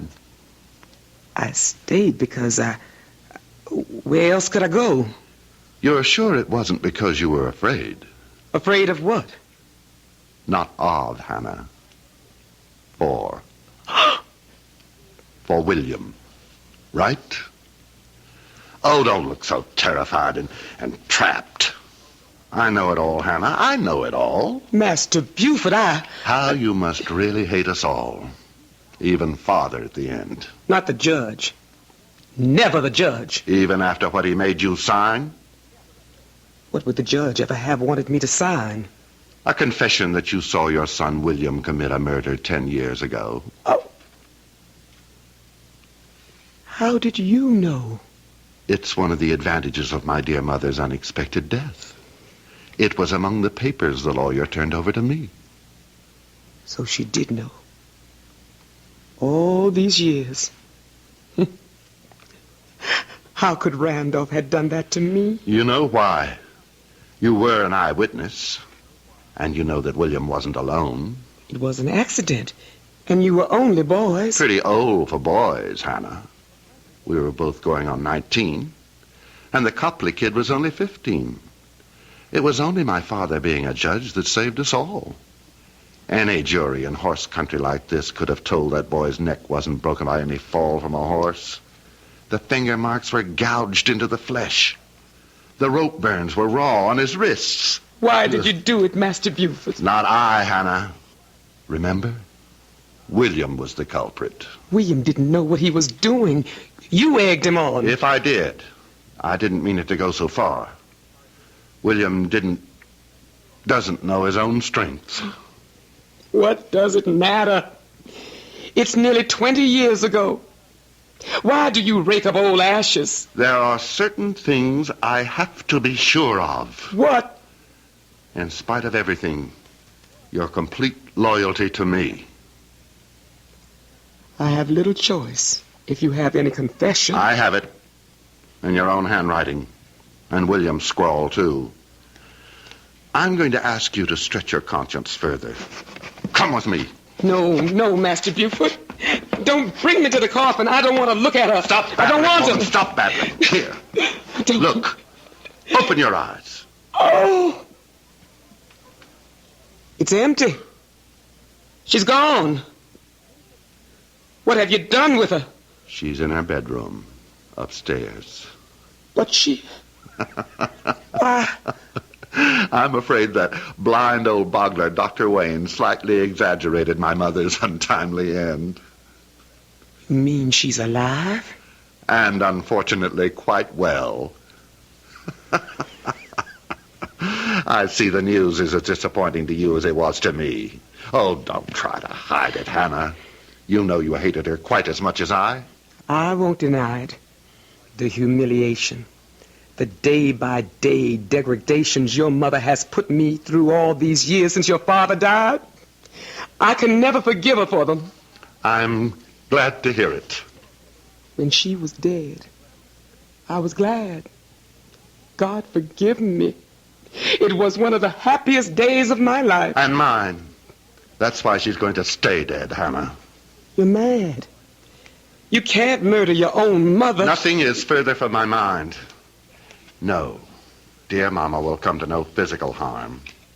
You and William will see to it that her bodily needs are well taken care of. And I, as complete master of Westerly at last, will see to it in turn that you and William are taken care of. What are you going to do with her? First of all, Hannah, you're going to explain to William. Then bring him here so we can nail up this coffin and the burial services can be completed tomorrow. Master Buford, no, you can't. Better tell William to bring a sack of meal or corn. Won't do to have the coffin too light.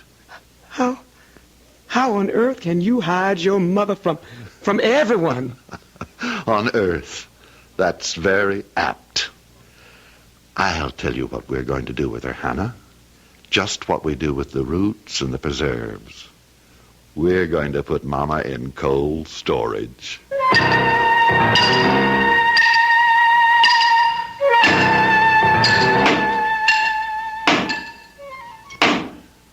Make sure to drive them home, William. Do seem a shame burying a whole good sack of good feed. I picked up the wormiest one I could find. That's enough now. Finish up. Finished now. Got the lantern, Hannah? Yes, sir. All right. Did you strip the bed in the spare room, Hannah? Yes, sir, I did. William, you go on up there and bring that bed and all the furniture downstairs to the old hidey hole, right? Sure will. Where's this hidey hole? William could tell you as good as me. Or better. He's the one who found it. Must be, 15 years ago. 16, Master Buford. That was the year Miss Prudence dropped her first foal. That's when old Mr. Todd Hunter, the vet man, told me all about his daddy and your grandfather and how they dug out the hidey hole and made it out a big room like a station on the Underground Railroad. William, go see to the furniture. Yes'm. Take me a while to get the bed apart. Take your time. The Underground Railroad? You mean this was a slave station? To hide out escaped slaves being passed to the north? What it was. But you can't put your mother in a place like that. Why not?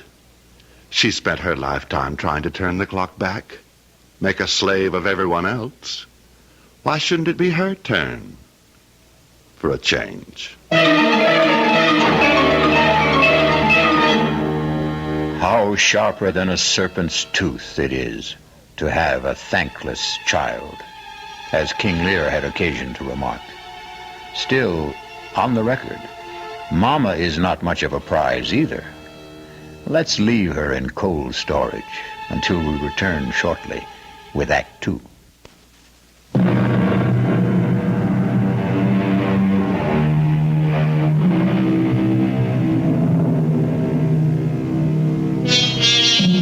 In the weeks that pass, Mrs. Randolph Price Montgomery is finding her quarters somewhat less elegant than she liked, but at least they are less confining than a coffin.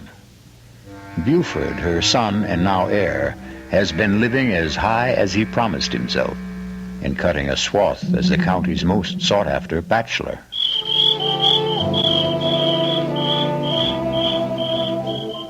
I declare, Buford, I thought I'd never be able to coax you away from all the other ladies. Nancy Lee, they may have had my arms, but my heart was with you. Well, I'd have felt a lot sure of that if I'd had your name a little more often in my car.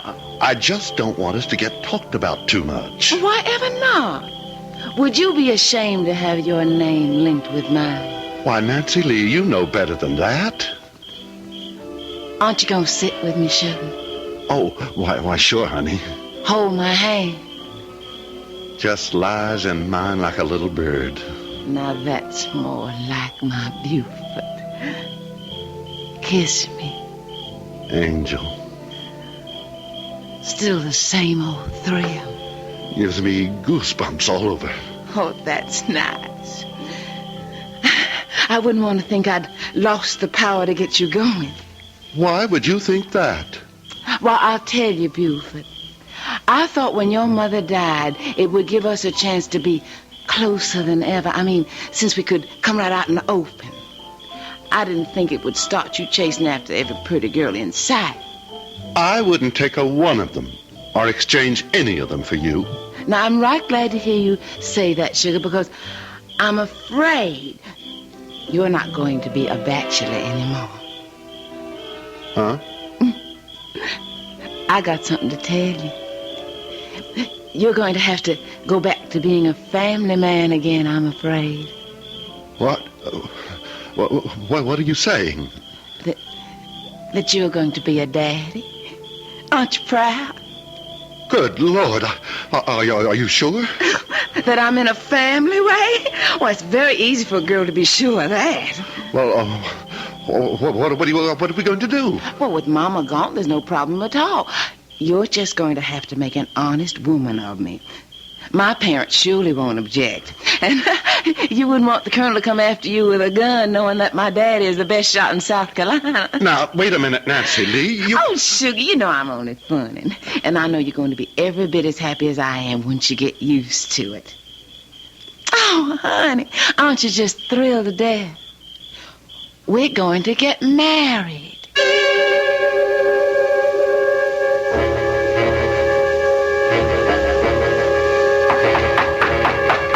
Come in. Excuse me, Master Buford. What is it, Hannah? It's about Mrs. Montgomery. She isn't that yet. I meant your mother, sir. Oh. Oh, what about her? She keeps asking for you. Well, tell her Just don't tell her anything. You haven't said anything about the wedding tomorrow. No, sir, but... But what? About your mother. She wants to talk to you. And it does seem so inhumane to keep her locked up alone. She sees you or William every day, doesn't she? Yes. Her quarters are comfortable and clean, aren't they? Yes. She's in perfectly good health? Oh, yes, never better. More's the pity. Well, then? She's lonely. So was I all those years she had me under her thumb. And I'm not going back to that. By tomorrow, I'm going to have my own woman. And a beauty at that. Mother's not going to spoil that for me. Yes, sir. I'm sorry, sir. Good. Now get out of here. And take the whiskey carafe with you and fill it up. It's almost empty again. Yes, sir, Master Buford. Sir? William? Yes, Mama? Take this carafe and fill it with Master Buford's bourbon and bring it back to him in his study. Yes'm. I reckon old Master Buford's getting himself liquored up for the bachelor party. I reckon he's trying to build himself some Dutch courage. What do you mean, Ma? I mean, I don't think he exactly figured on getting tied up again when he cut his mama's apron strings.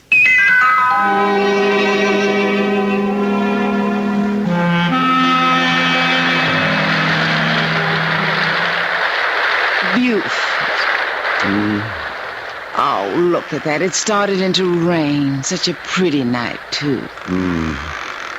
Let's go on up to bed, My husband.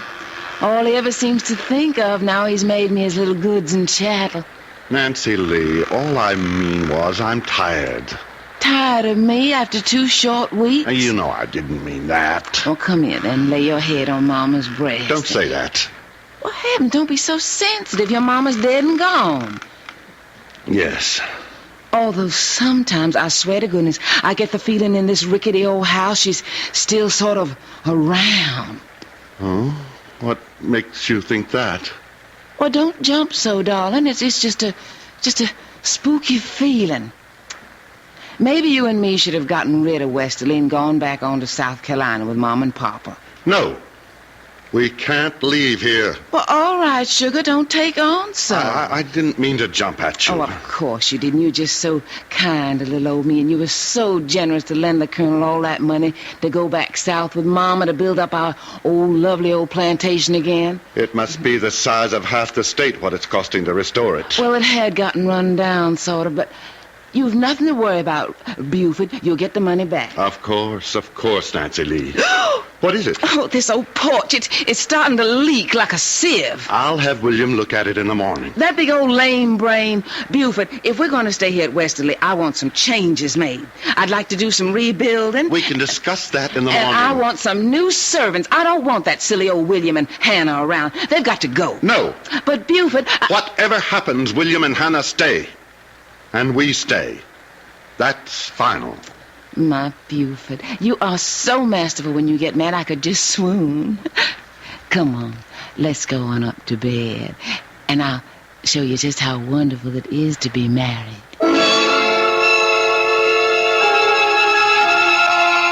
I came out with your mother's tray, Master Buford, and she nearly caught me. What the Sam Hill was Nancy Lee doing in the cellar? I don't know. She didn't see anything? I'm sure not. Does she suspect anything? I don't think Damn that woman. That's her now. Get out, Hannah. I'll handle this. Yes, sir. Nancy Lee, what the devil were you doing down in the cellar? No need to take on, so I was just making up my mind where to put the wine cellar. What wine cellar? The one we're going to build in the back there. What for? Well, I intend to start entertaining, having guests to stay. Well, bring this house alive. No. No wine cellar and no guests. And you stay out of that downstairs. Don't you order me around. I'll do what I want in my own house. What did you mean by locking me out of our bedroom last night?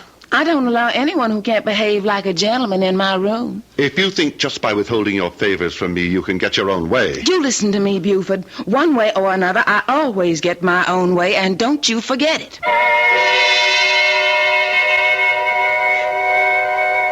Master Buford, you can't sleep here on the floor, sir. What? Oh, yes. Got to, Hannah. Own wife won't let me in bedroom. Come on, sir. You've been drinking. I've made you up a bed in one of the guest rooms. Want to sleep on bedroom, not guest room. Ironic, isn't it, Hannah? Don't have much luck with the ladies, huh? Out of the frying pan into the fire. She's got to go. Except can't, because of baby. Got the child to think of. Can't figure that one out.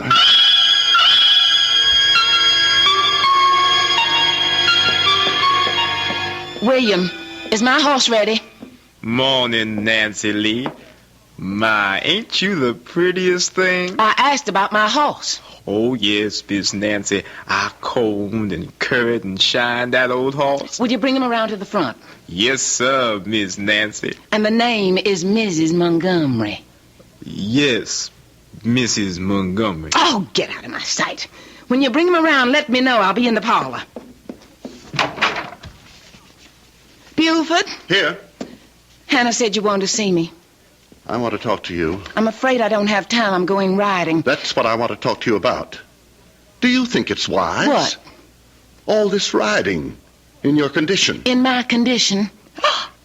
Oh, Lance, I'd near forgotten. Forgotten?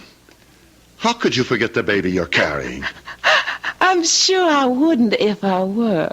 Only I'm not. I never had one. What? Oh, Buford, don't splutter so.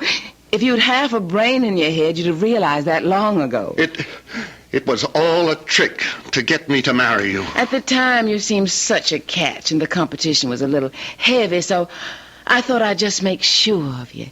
And it worked. I'm really sorry to have disappointed you about the child, but... Disappointed? You don't know how relieved I am. Now there's no problem. What do you mean, no problem? To end this marriage, to get a divorce.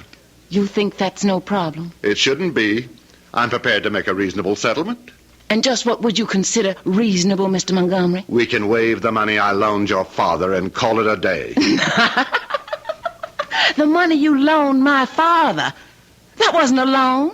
That was a little payoff for a nice background of Southern gentility to trap me a man. The Colonel and his wife are just as phony as I am, dear heart. And they are long gone. I'm where I want to be, with a name I like, and I'm not giving it up for anyone. You are never going to get rid of little Nancy Lee. No how, no way at all.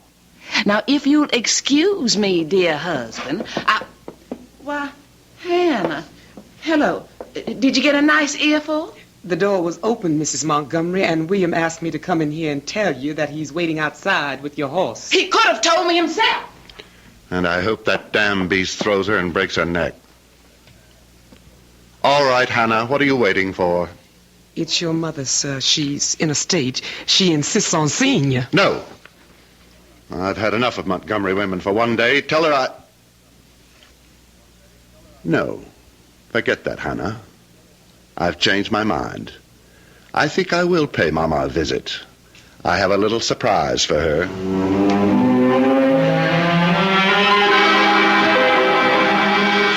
But you can't be so cruel, Buford. Keeping me here locked up like an animal. You got to let me go. You know I can't do that, Mother. I've explained again and again why you can't suddenly turn up alive. Oh, but I can't stand it anymore. It's like being buried alive. Oh, Buford, it's so lonely. I know that, Mama. And I know it just plain isn't fair. So I thought of a solution. What, dear? How would you like to have a nice, permanent companion? Did I make an unguarded statement that Buford was no match for the ladies? Perhaps in one sense that's true, but in another, well, it seems that Nancy Lee is going to have cause to regret her match with Buford. We'll find that out shortly when we return with Act 3.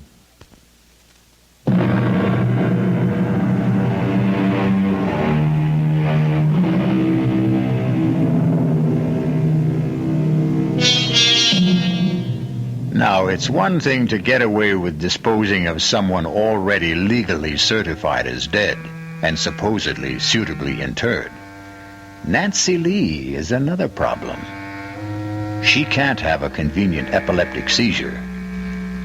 Can Buford get away with it? Nancy Lee, I've been thinking about us. Don't waste your time.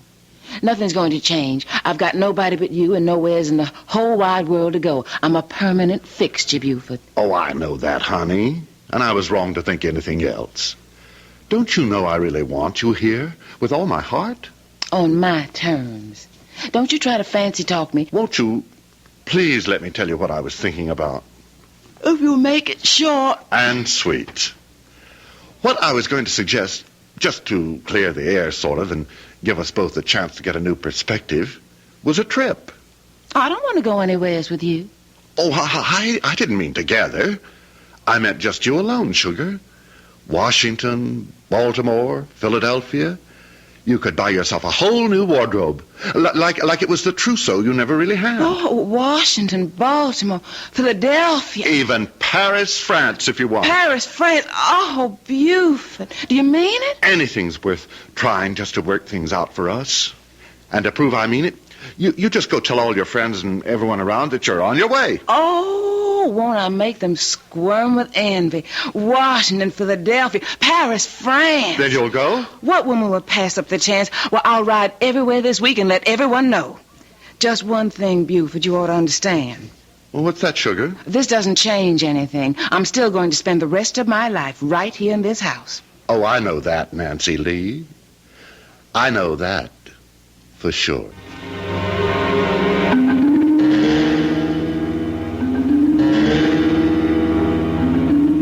Master Buford, you just can't get away with it. Now, you hush up, Hannah. I'm going to. But what will other people say? There's nothing for them to say. Nancy Lee went off on a little trip, and she never came back. Master Buford, you're flying in the face of God. Hannah, to the devil with it. Now, you do as I say, here? Yes, sir. Now, you and William have already got the extra bed set up downstairs, and the chest of drawers and so on. Yes, sir. Fine. Then get busy and take all Miss Montgomery's clothes downstairs. Shouldn't take you too long. Most of her wardrobe is already packed. What am I going to tell your mother? Ever since we moved the extra furniture in, she's been like to drive me out of my mind asking questions. You haven't told her who to expect. You said not to. That's quite right, Hannah. We have to preserve the proprieties. I think it's my place to introduce my mother to my bride.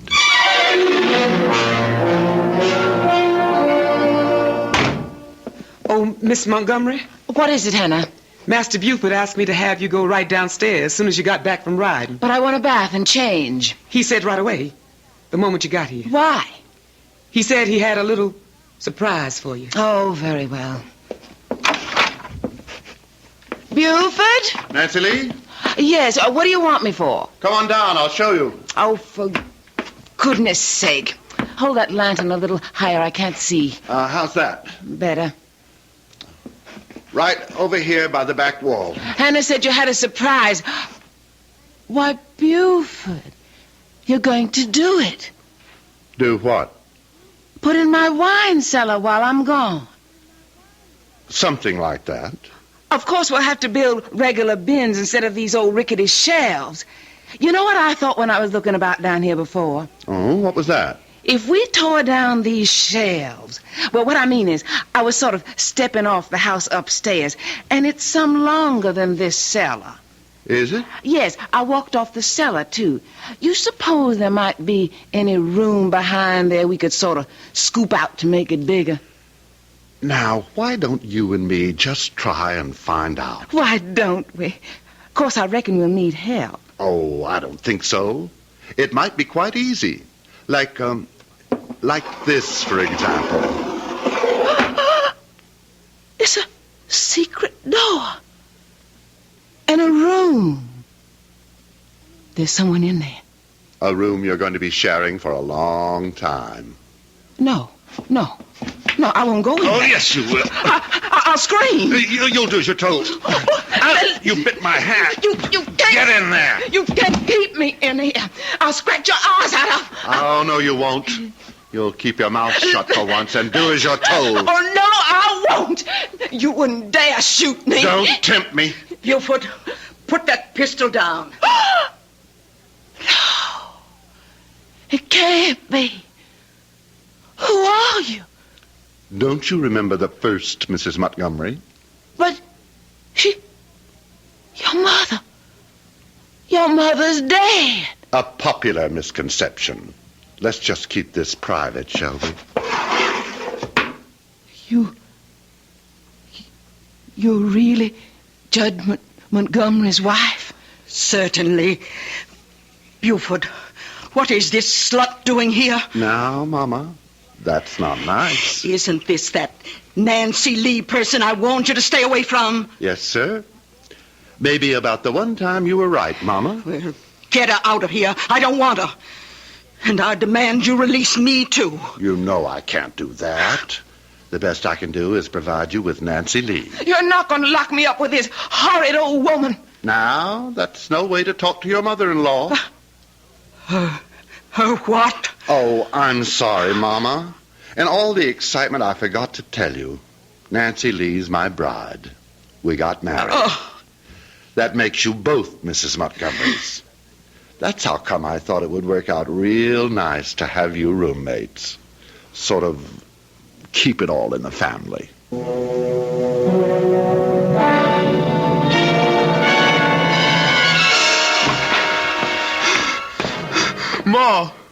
Ma! Sakes alive, William. You startled me so I almost burnt my hand on the stove. Ma, what are we going to do? What is it, son? Here, sit down. You're shaking all over. You know that big old stone you wanted down in the preserve cellar to make a table of? For making cornmeal and such? Yes. Well, a while ago I took it to bring it on down for you. You lifted that heavy stone by yourself? It's what happened when I was down there. What? Well, I didn't have no light, and I didn't hear Master Buford come on down there. But all of a sudden, I see him light a lantern. And as far as I can say anything, Mrs. Montgomery come on down there to join him. I know. I sent her down there. You?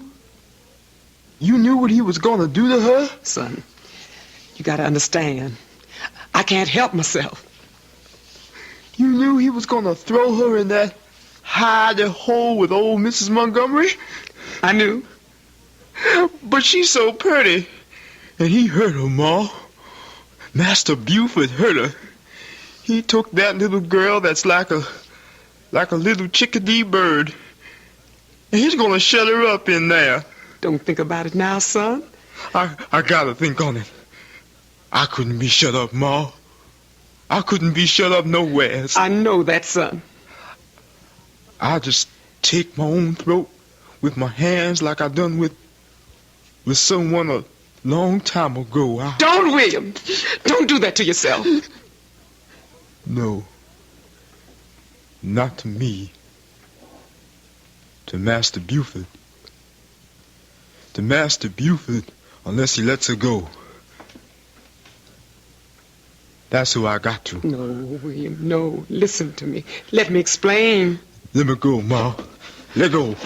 William, you've got to understand that Ma? Ma, you all right? I hope I didn't hurt you.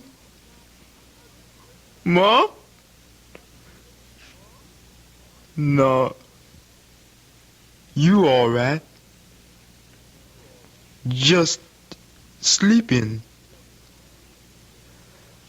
I'll wake you, Ma. I'll wake you just as soon as I set that poor little bird free. I spent my life trying to get free of you, Mama, and I did. Then I got myself trapped again. Now I've got to get free of Nancy Lee, too. Goodbye. You'll never see me again. You can't leave me here with this old woman. I can't be shut up anymore. You've been drinking again. You look drunk. I feel drunk. Drunk with relief. Hannah and William are all you'll ever see from now on. As far as I care, you can both rot. What's that funny smell? My head. I need a drink. What? Who's that? It's me, Master Buford. I'm sorry for what I got to do. Master Buford. Master Buford. I didn't mean to do nothing, Master. I didn't mean to do nothing. It was just a bird has to fly free. You can't keep it locked up. William? William? Are you down there? I'm here, Ma. What are you doing? What's happened? Where's Master Buford? I'm glad you woke up, Ma. Something's happened to Master Buford. Oh, my God. Move aside. Let me see. I didn't mean him no harm. It was just Miss Nancy. I didn't want to hurt him, Ma. Ma? He's dead. Oh, William. William, you killed him. I never even touched him, Ma. How would you know? Poor twisted mind. How would you know? Heaven help me. What are we going to do now? I've got to think.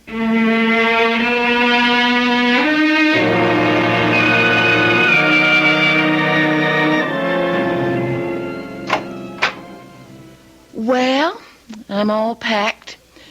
And William is taking my things down to the carriage now. What about you, Mother? I suppose you have to call me that. We might as well get used to it. Just as you'll have to try to sound a little fonder when you talk to your daughter, Nancy Lee. Very well. Nancy Lee. And I not only am all packed, but my trunks have already been taken to the railroad station. All ready for our new life? Yes. Oh, come on now. This was all worked out before the funeral. And you've had a lovely time of it, haven't you? Playing the bereaved widow, being wined and dined in sad farewell. Well, I had to stay hidden at home. Well, you could scarcely come popping out of the grave without creating a legal snarl. I know. It's better this way. I hope we can smuggle me out successfully. At night, in Hannah's cape, there'll be no question. Nothing left to be done. I don't think so. Hannah and William will stay with the house until the estate is sold, and the lawyer will forward us the money wherever we settle. Wherever we settle. You and I. Not much of a life to look forward to. It's the best your son left us. Your husband. Buford. I wonder about his death. Why? The doctor certified it as a heart attack. You don't think William... Oh, no. William is so simple-minded that if he says he never touched him, he never did. No, it was something else. What? That was the same doctor who wrote out my death certificate. You don't suppose Buford by any chance could have had epilepsy? It's a disease that does run in the family, you know.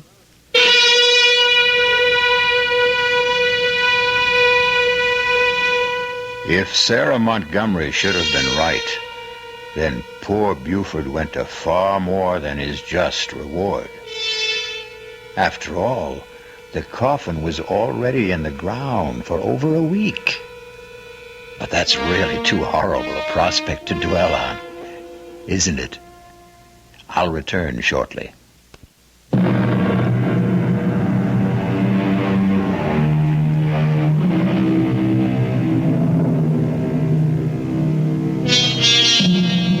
Before I go, I really do owe you an apology for that quite dreadful picture of poor Buford Montgomery awaking to far more confined quarters than he condemned his mother to. But as a storyteller, you have to agree, the irony is perfect. And then, of course, also, I did promise to curdle your blood. Our cast included John Barragray, Ruby Dee, Bryna Rayburn, Roxy Roker, and Todd Davis. The entire production was under the direction of Hyman Brown. Inviting you to return to our Mystery Theater for another adventure in the macabre. Until next time, pleasant dreams.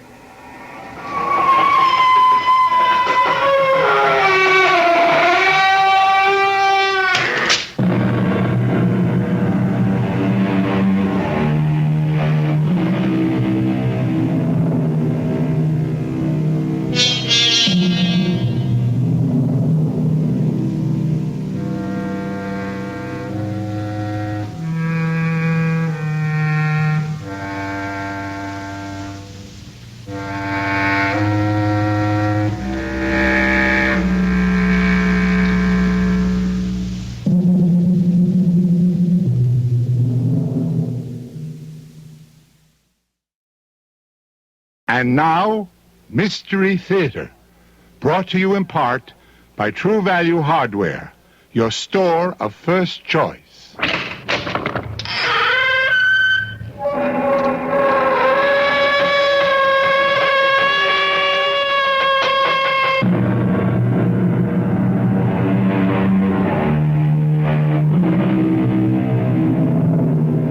Come in.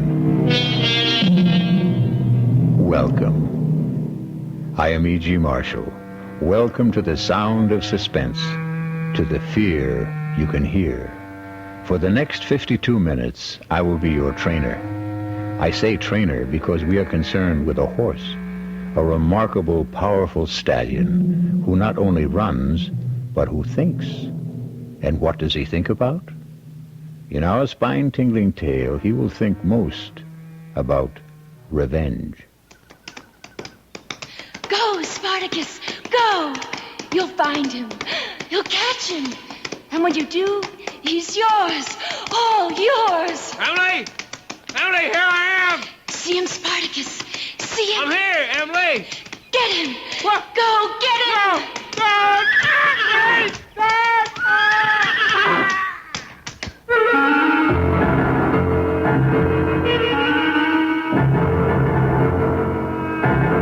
Our mystery drama, Death Rides a Stallion, was written especially for the Radio Mystery Theater by Sam Dan and stars Mason Adams.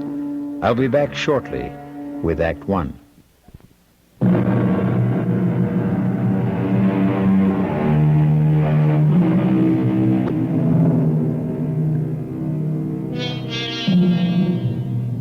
He's a big 5-year-old chestnut stallion. He's in the prime of his glorious life. He has fire in his eyes and steel springs in his legs. The powerful muscles ripple beneath his shiny, velvety coat. And he also has a mind of his own. He's a rebel who acknowledges no master. That's why he's called Spartacus. But if he has no master, he does have a mistress. A slender, freckle-faced girl named Emily. And he will respond to her slightest touch, her softest whisper. Whoa, Spartacus. Right here. Steady, boy. Steady. Good boy. Listen, Spartacus. Here he comes now. Here I am, Frank. Oh, good morning, Uncle Harry. Oh, morning, Emily. Do I detect a faint tone of disappointment? Disappointment? Oh, why, Uncle Harry, you're my favorite human being. Oh, I have the impression that you were expecting someone else. Who, me? Well, I wasn't expecting anybody. Oh. Look, I don't say that Lollygag here is in a class with Spartacus, but we challenge you to race. Well... How about here to Parsons Creek? Now? Unless you just want to stand around all day. The truth is, Uncle Harry, I am waiting for somebody. Oh, that's the secret of your early morning rides. And who is your partner in these assignations? Frank.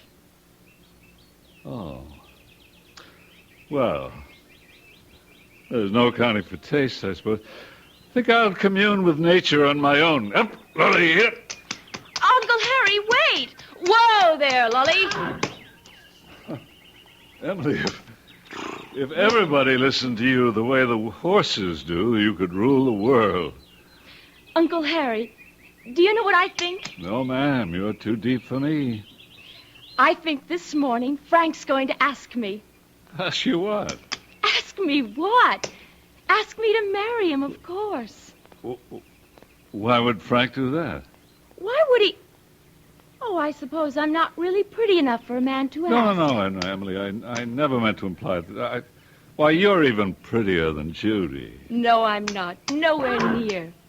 Well, it's just that I thought... What did you think? Well, Emily, it's obvious that Frank really... What's obvious is that you dislike Frank, and therefore you don't even bother to know him. Frank looks for more than a pretty face. Has he given you any indication? Well, of course he has. Really?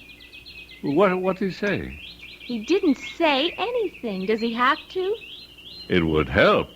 Uncle Harry, I know by the tone of his voice, the way he looks at me, everything about him, everything tells me he loves me, and I love him. Oh, how I love him. You think I'm crazy? I think I'll ride back to the house and have some breakfast. Well, this is the last time I'll bare my soul to you. Darling, look, I wouldn't want you to get hurt. I'm a big girl now. You don't know very much about men. Maybe, but I know what I like. Well, sounds like company's coming. Hi. Good morning, sir. Good morning, Emily. Good morning, Frank. Well, look who's here. Kind of early in the day for you, Judy. I know, but we're out to spread the news. What news? Oh, Emily, darling, It's only right that you should be the first to know. After all, you introduced us. Frank and I, we're engaged. And we owe it all to you, Emily. We owe it all to you. And I want you to be my maid of honor. Now, promise. Oh, Emily, darling, I'm so happy. I'm so happy. Judy and I'll never forget what you've done for us, Emily. Can you believe this wild man? This fantastic Frank? He asked me just 5 minutes ago. I mean, I've been proposed to in my time, but never on horseback. It's another Judy Montgomery. Fabulous first. Frank, let's ride back to the house and tell Mother. See ya. Go, boy.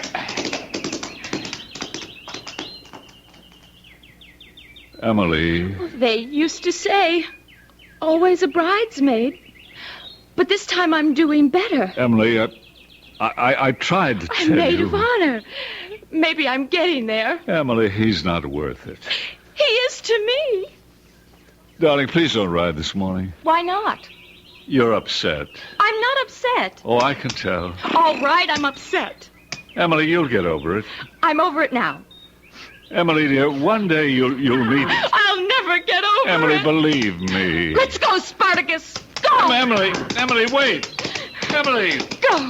Emily. Come on, Spartacus. Emily. Come on. Slow down. Faster, Spartacus, faster. Emily, you'll hurt your horse. Faster, Spartacus. Emily, please, you'll kill yourself. Go, Spartacus, go. Emily, look out. Jump, Spartacus, up.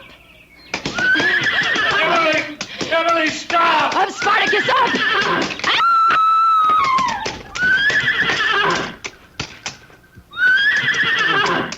Emily. Oh, no. No. Emily.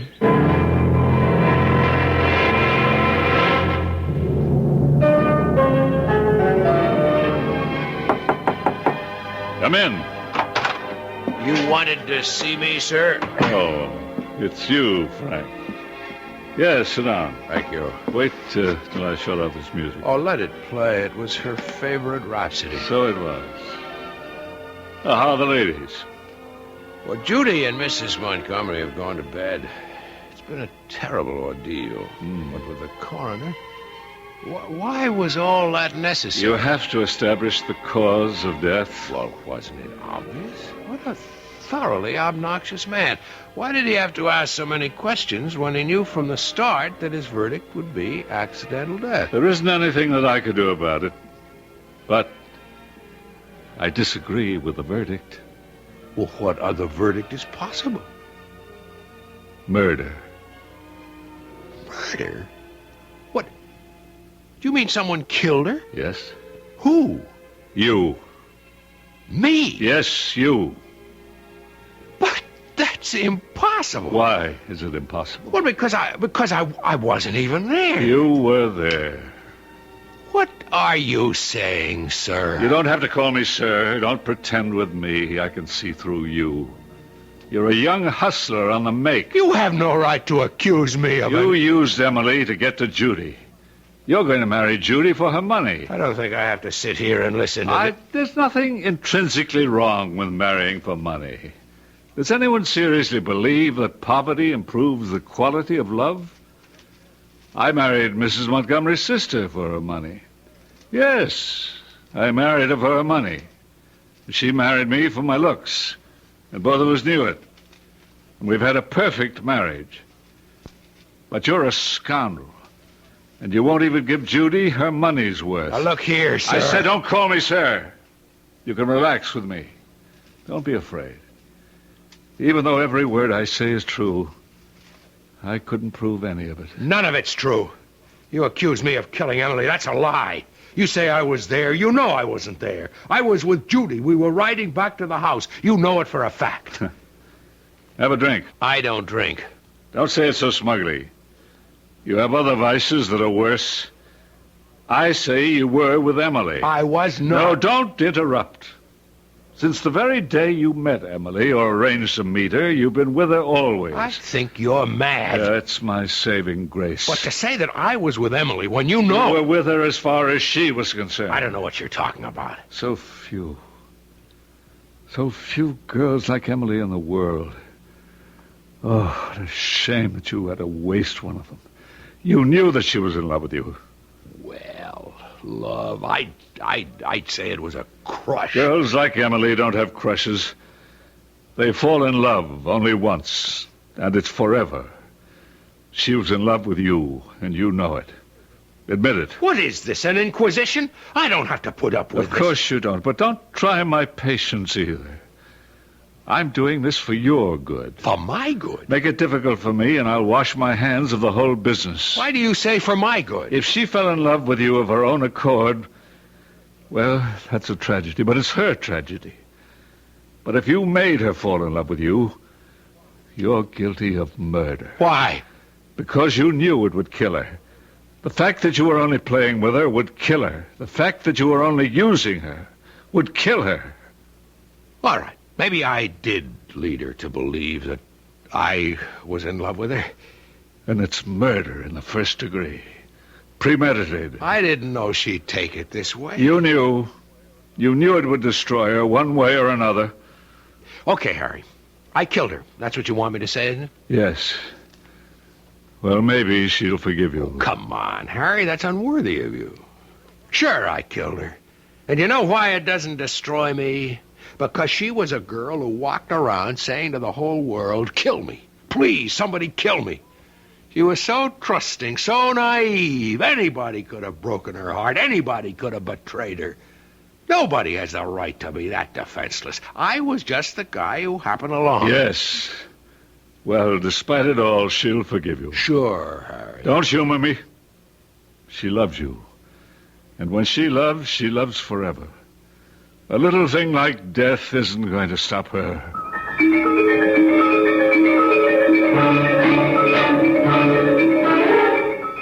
Good morning, Mac. Morning, Mr. Frank. You gonna ride? Who do you want? Spartacus. You do, huh? Saddle him. Saddle him, the man says. What's the problem? The problem's right there in the corral. You can look at the problem. You can listen to the problem. You want to ride Spartacus, Mr. Frank? You go in there. You put the saddle on him. How long has he been acting up? More than a week now, since we lost Miss Emily. How long can he go on like that? Oh, for another 5 minutes. Or for the rest of his life. Poor Spartacus. He's kind of in mourning, that's all. Oh, Miss Judy said she'd wait for you at Parsons Creek. I got Bolivar saddled up.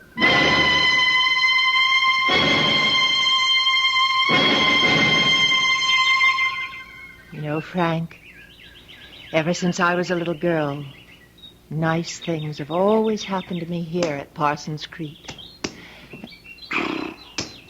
You're not listening, Frank. Judy, darling, I wait breathlessly for each word. No, your mind is somewhere else, and I won't have it. I want all of your attention. Now, what have you been staring at for the past few minutes? Judy, look straight ahead toward that clump of birches at the edge of the field. Why? There's a horse standing there. I don't see anything. Big chestnut. If I didn't know that Spartacus was back in the corral... Have you had breakfast? No, but that doesn't... It's the most important meal of the day. You're probably seeing things because you're faint with hunger. What do you mean you don't see anything? And it gives you a bad temper, too. Judy, don't joke with me. Missing breakfast is no joke. We're going to go right back and get you some. That's Spartacus standing there, and someone is on him. Wait. Whoever it was just moved behind the trees. Come on. Where? We're right over there. I'll prove it. I didn't see anything. I don't have to prove anything. Wait here.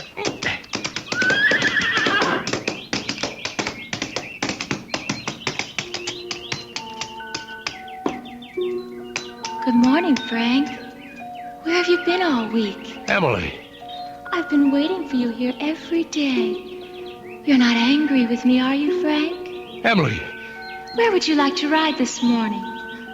You know, I never did thank you for that piano rhapsody. It was so thoughtful. Come on, boy. Let's go, Bolivar.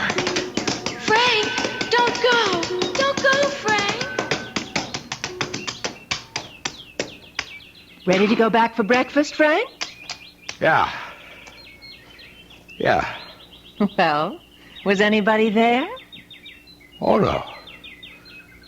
There was nobody there. Nobody at all.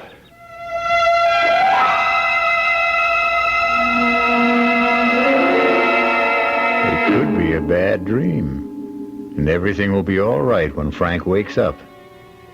But how can he wake up when we all know he hasn't been sleeping? We'll return shortly with Act 2.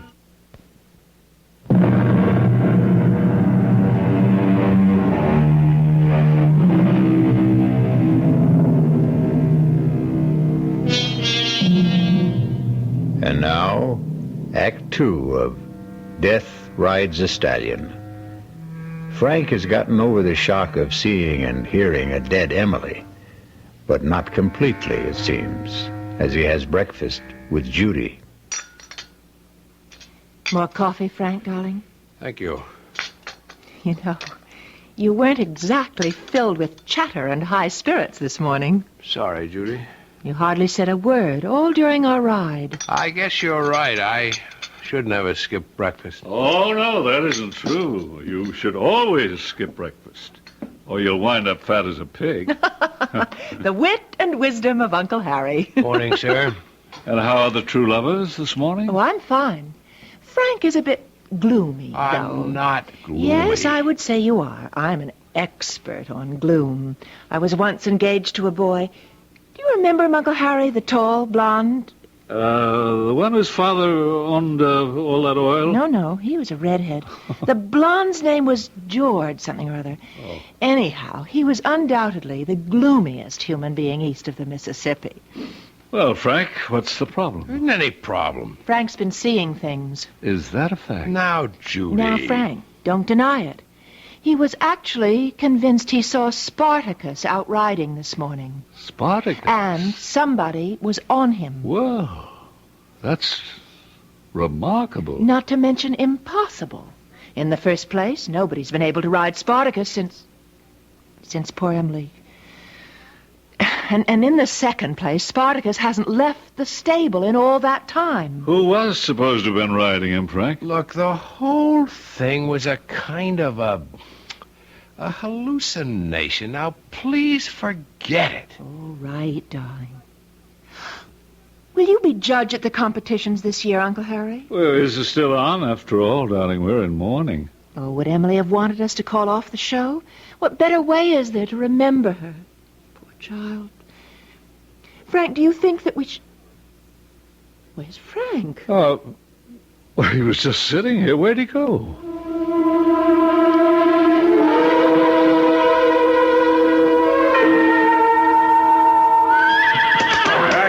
Come on, Spartacus. Come on, calm down, boy. Calm down. Everything's all right. Everything's going to be all right. I want to talk to you.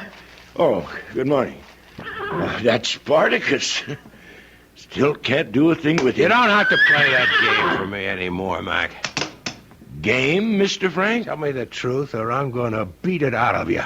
You raise your hand to me, and I'll be forced to break your jaw. Nothing the matter with Spartacus. He was out riding this morning.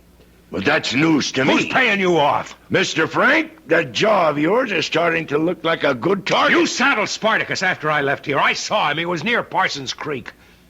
Oh, you ain't well.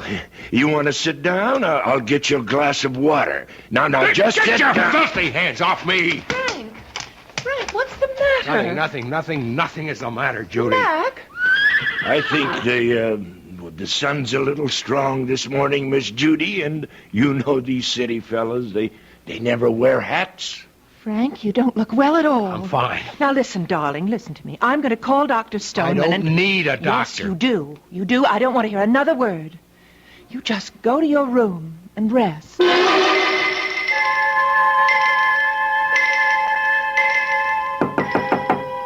Come in.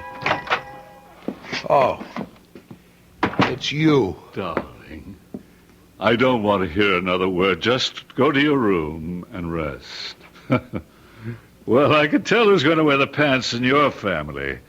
Not to mention the shorts and the slacks. When $26 million tells me to go up to my room, I go. There's a bit of an exaggeration there. She only has 23. Well, it won't change my style of living. What's this I hear about you hallucinating? I'll admit you had me going, Uncle Harry. I had you going? For a minute back there, I believed. Oh, did I ever believe? What did you believe, Frank? I believed, and listen to this, I believed that the dead return. I believed that I actually saw Emily sitting on horseback, sitting on Spartacus. Oh, of course it was your imagination. No, it wasn't. You mean she was sitting on Spartacus? Let's say somebody was sitting on Spartacus. Somebody you hired, an actress made up to look like Emily. Why would I do a thing like that? Because you know I hate your guts. Oh, come on, Frank. You don't really. Oh, I do. And once I marry Judy and start assuming some control around here, you will be thrown out on your ear. Frank, you wouldn't. And you can either starve to death or you can find somebody else to sponge on. Oh, I see. That's why I'm trying to drive you crazy. Exactly, but it won't work.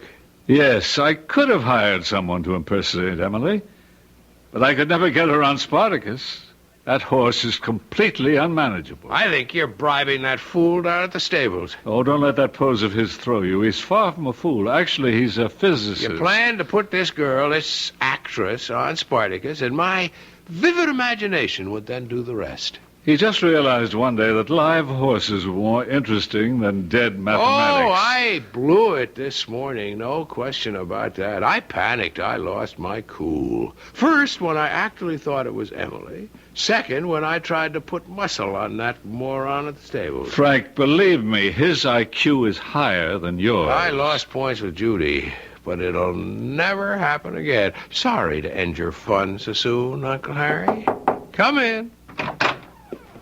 Frank, darling, I came by to check. Has he been resting, Uncle Harry? Oh, yes, he's been as good as gold. My darling Judy, won't you believe I'm all right? You didn't look all right, and you didn't sound all right just a little while ago. I'm fine right now. I'm just fine. Oh, that's good, darling. Because we're having dinner with the Farringtons. Oh, Judy, he's such a bore. Of course. But he has one of the biggest stock brokerage firms in the country. We were talking about making you vice president. Judy, I'm not interested. Frank, darling, you'll have to do something. I don't know anything about... And there's no reason you can't learn. Now, Uncle Harry knows all about finance. Let him teach you. Will you, Uncle Harry? Oh, gladly. I'll pop in again soon, just to check on you. Does she know your plan to assume control after the wedding? Don't you worry about me. I know how to handle women. Well, Judy has all the money, but you know you'd have been much happier with Emily.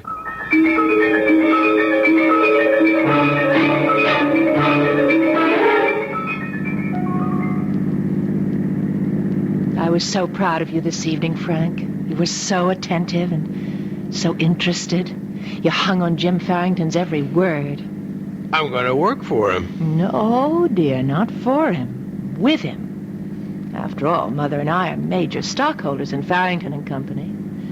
Now, don't you find stocks and bonds fascinating? Slow down, Judy. What? Slow down! Look out, Judy! Judy, you all right? Oh, of course I'm all right. Why did you make me skid off the road? There was somebody up ahead. I didn't see anybody. Yeah, there was somebody up ahead on horseback. On horseback? At 11 o'clock at night? I could have sworn. Now, maybe it was the shadows. Well, you have this thing for people on horseback, Frank. Oh, I'm never going to get out of this ditch. We're less than a mile from home. Let's walk. Oh, no. We'll have to wait till it lets up. Oh, we could wait all night. Tell you, I can run to the house, pick up another car, and be back in 10 minutes.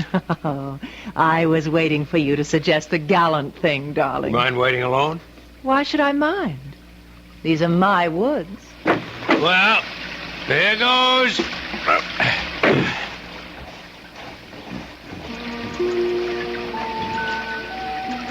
Hello, Hello, Frank. What? Emily! Poor Frank. You're getting soaked. Climb up. Ride with me. Emily, what do you want? I want you to come with me, Frank. Where? Where we can just be together all the time. Just you and me, Frank. You love me. This is some kind of trick, but it isn't working. Harry, he hired you. No, Frank. I'm Emily. Really. When I saw you this morning, you mentioned the piano rhapsody. Harry knew about it. He coached you. No, Frank. Only you and I know about the day we met. Only you and I. Excuse me. I think this is my seat. Oh, is it? My ticket stub says R1. So does mine. Hey, look at the date on your ticket. It's for tomorrow. Oh. Well, look, you take the seat anyhow. Oh, but I couldn't. I insist. Now sit down and enjoy yourself. And we met in the lobby at intermission. And you bought me a lemonade. And when I said my name was Emily Montgomery, you said... Of the Montgomerys? Well, yes, that's what we're called. Hey, I had no idea I was buying a lemonade for an heiress.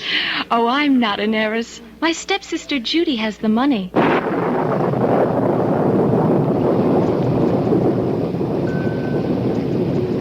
Come with me, Frank. No. Don't be afraid, Frank. I love you. I wouldn't harm you. Come with me. I can't go with you, Emily. Why, Frank? Why? Because you're dead. Oh, no, Frank. Love never dies. And neither do lovers. You remember that verse you once recited? So speak to me of parting never. For all who love shall live forever. Keep away from me. Frank, I forgive you for Judy. Keep away, I said. You were poor all your life, and when she smiled... Keep away, please. But I'm the one you love. I'm the one you want. Come with me, Frank. Keep away from me. Frank, don't go, Frank. Keep away from me. Keep away from me. Keep away from me.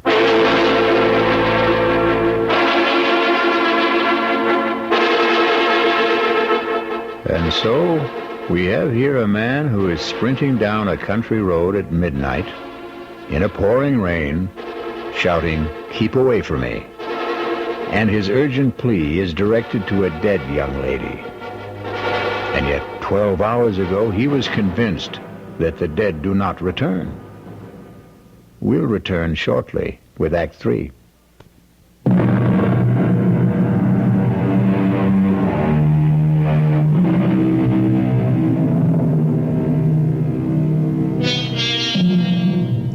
A lonely country road in the dead of night. It can try the souls of the most practical of men. Pragmatic, sensible Frank is now terrified, delirious Frank. Keep away from me. Keep away. Keep away. What? Lie back, Frank. Lie back and be quiet. What? How did I get here? What am I doing in bed? Judy found you lying on the road unconscious. I waited in the car for almost an hour. I thought you'd taken this as an excuse to run out on me. Oh, Judy, don't say that. Darling, now don't excite yourself. No, I'm fine. I'm okay. See, the rain had let up, and I started to walk home. And there was someone lying in the road. And it was you. What happened? I must have tripped over something, or maybe I ran to a low-hanging branch. I guess I was knocked out. And you kept moaning, "Keep away from me." Why? Well, Who? I don't know. I guess I must have been having a nightmare. Well, listen, the first thing in the morning, we'll see Dr. Stoneman. But right now, what you need is some sleep. And we'd better leave you alone. Are you coming, Uncle Harry? Yeah, just a minute. Frank, dear, you look very tired. You try to get some rest. Good night, my darling. Good night. So, you were running, you tripped, you fell, you were knocked unconscious. Oh, no. No, that story won't do. You don't have a mark on you. What are you talking about? She's starting to have second thoughts, Frank. Bad move. You should have chosen Emily. No, 23 million there, but she wasn't exactly a welfare case either. It won't work, Uncle Harry. You can't hope to psych me out of it. Nobody can psych me out of it. Little things, Frank. Little straws in the wind. For instance, she just said, I waited in the car. I thought you'd taken this excuse to run out on me. What she really meant, Frank, she might be looking for an excuse to run out on you. Enjoy yourself, Harry. I've been with that girl through, it has to be at least a dozen engagements. Each one is like a fever. It runs a predictable course. And you can always tell when she's reached the crisis. She becomes thoughtful.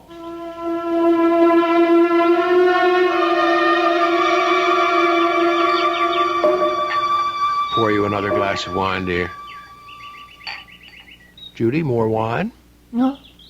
Oh, thank you. What a glorious spot for a picnic. Frank, did you tell Dr. Stoneman everything? Of course. You heard what he said. I am 100%. Did you say anything about that mysterious rider? What mysterious rider? Oh, I know for a fact you've seen it twice. Once yesterday morning and again on the road last night. The rider who's supposed to be on Spartacus. What's there to say about it? It's impossible. Who can even get a saddle on Spartacus these days? Then why do you keep seeing him with someone on his back? Judy, darling, didn't you ever have a momentary flash? Well, an illusion? No, not really. I take after Dad, both feet on the ground. You know, it's a pity you never knew my dad. There was a man for you. You're a lot like him, except when you get these, what do you call them, delusions? No, he wasn't like that at all. Who's that coming? I don't see anybody. Oh, Frank, not again. Hello, Frank. What's the matter, darling? Nothing. Nothing is the matter. I'm fine. Well, you don't look it. Come with me, my dearest. Frank, are you sure you don't have some deep, dark secret? Come with me. She won't mind if you come with me. I always thought I wanted to marry a man of mystery, but... Judy and I, we grew up together. We loved each other as sisters do. Frank, are you sure you haven't been drinking? She wouldn't have taken you if she knew I loved you. Judy, let's go back to the house. But we just got here. I know, but please. Don't go with her, Frank. Come with me. All right, we might as well. I can tell you're not going to be much fun today.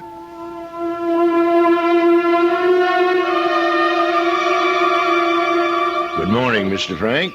Do anything for you? Mac, Spartacus has been here all morning, hasn't he? This time you don't have to take my word for it. The vet's in the stable. He's been here all morning.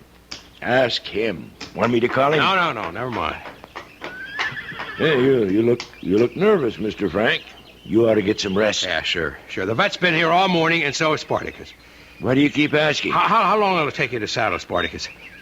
The way he is now? Forever. I'm going to ride Spartacus. Mr. Frank, now that is a damn fool thing to do. If you won't saddle him, I will. I tell you what, Mr. Frank, this is a bad time. Toward evening, he kind of simmers down a bit, and that's the best time to try. Right now, he'd kill the both of us. That's 5 o'clock. Oh, I'd say 5 o'clock's just fine.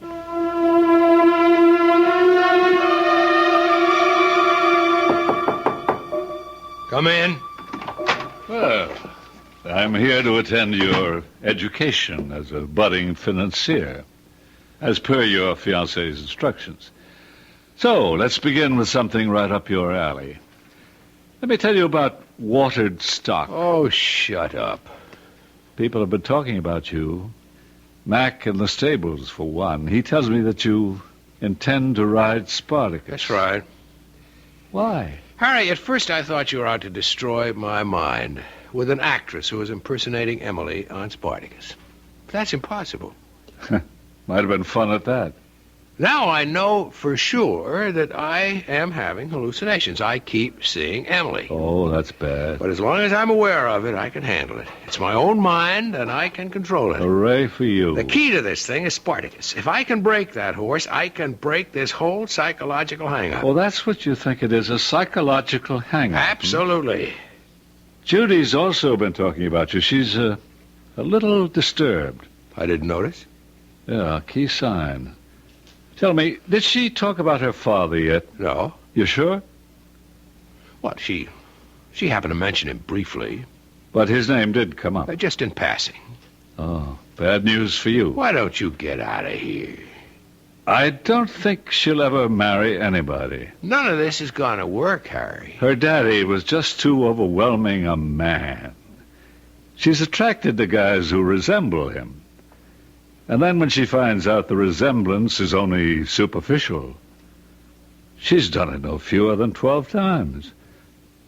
Oh, my goodness. You're number 13. Will you get out of here? I'm supposed to teach you how to be a stockbroker. Cut it out. Well, here you are, you two. Hard at work, I hope. How are the lessons coming? The lessons are coming to an end. You mean you've learned everything already? I don't intend to learn anything. I don't care about finance. I won't go into an office with that idiot Farrington. And when we're married, I intend to make the decisions. Well, of course. Now, what did you want to see me about? I just came up to find out if you were all right. Obviously, I'm fine. Oh, well, I'll see you at dinner. That's how you handle women, Uncle Harry. That's how you regain control of your mind. And now, I'm going for a walk. Oh, if you happen to see Emily riding Spartacus, say hello for me.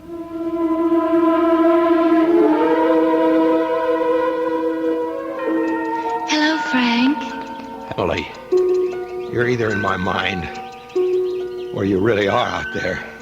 I'm out here, Frank. Either way, I can live with it. You won't destroy me. Oh, my darling. I'm not here to destroy you. I'm here to save you. Emily, I don't love you. Believe me, I used you. I used you to meet Judy. No, Frank, that's not true. You love me. Some stranger. Something. Someone who's alien to your very nature was attracted to Judy.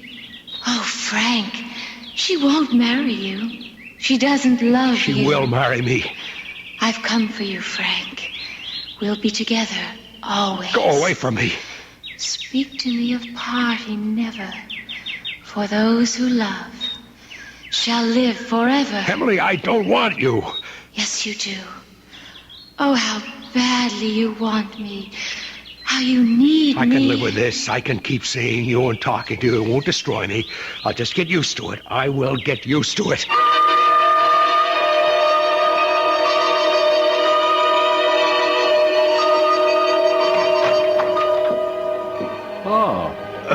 Back so soon, Frank? Have a nice walk? Of course. Thought Judy'd be here.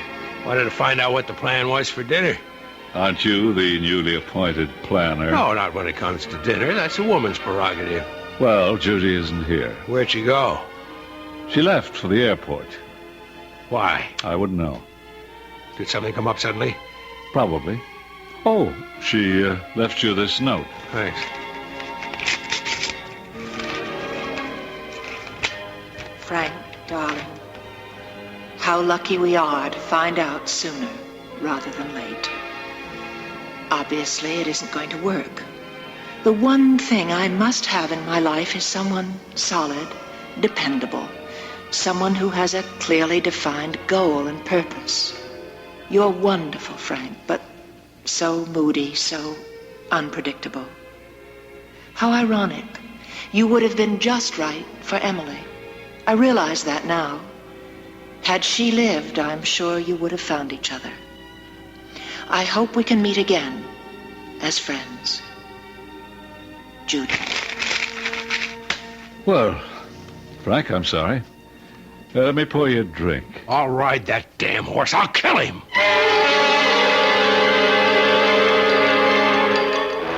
Mac! Yes, Mr. Frank. Did you saddle Spartacus? No, sir. Saddle him. I have strict orders from Miss Judy that no one's to ride Spartacus at this time. Anyhow, sir, he's impossible. No. He's standing there very quiet. But that's just for the moment. Frank. Oh, Frank, darling. And there's Miss Emily. She's getting ready to ride him. Miss Emily? There she is, right beside him. You see Miss Emily? Of course. Come with me, Frank, darling. We'll be together now. Yes, Emily. I was so foolish. Mr. Frank, please tell me, who are you talking to? To Miss Emily. Come, Frank. Yes, Emily. You're all I have. Climb up behind me. We'll ride Spartacus together. Mr. Frank, where do you think you're going? You can't go in that corral. That horse will kill you. Spartacus, look at him. So still, so gentle. I can't let you go in there. It's all right. Emily and I will ride him together. Come, Frank. I'm waiting. Let go of me, Mac. No, Mr. Frank. Bert, quick, come on. Give me a hand. I can't hold you. I'm waiting, Frank. Let me go. I'm coming, Emily.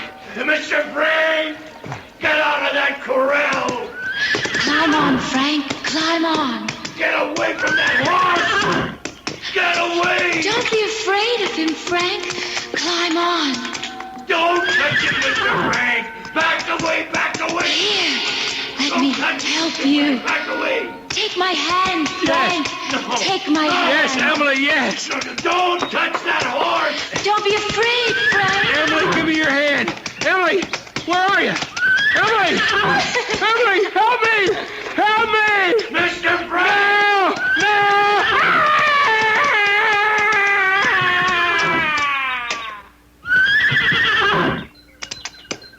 Bert, get a rope. Jerry, call an ambulance. As you can already guess, the ambulance was too late. But, as the poem says, those who love shall live forever. If Frank truly loved Emily at the end, then both of them will be together somewhere, forever. I'll be back shortly.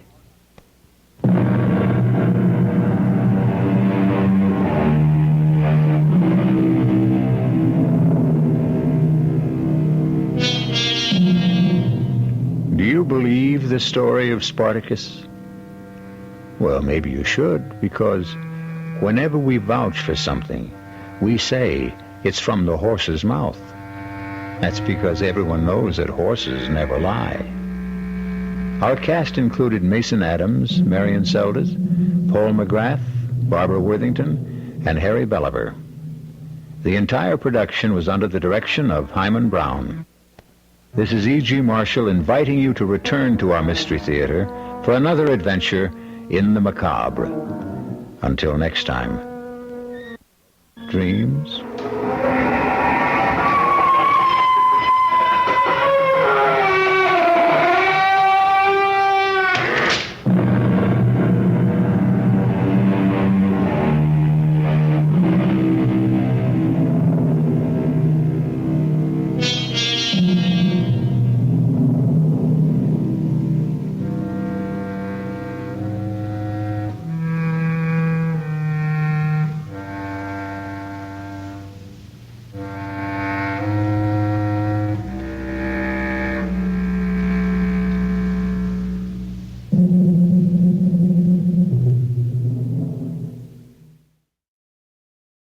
And now, Mystery Theater, brought to you in part by True Value Hardware, your store of first choice.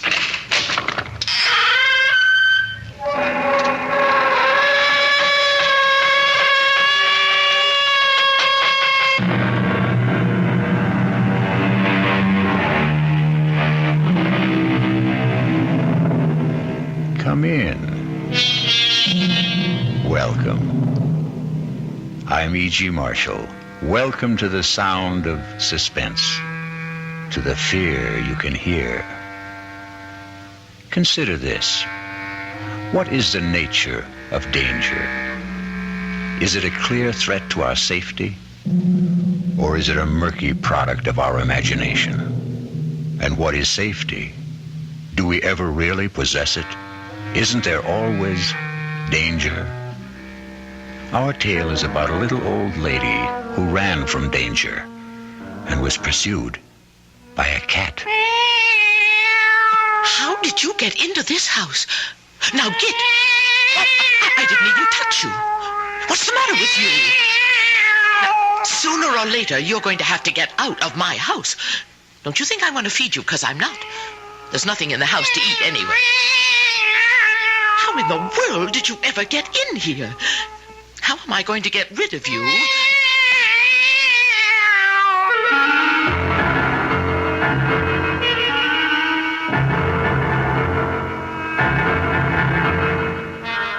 Our mystery drama, The Resident, was written especially for the Mystery Theater by Elspeth Eric and stars Carmen Matthews. I'll be back shortly with Act One.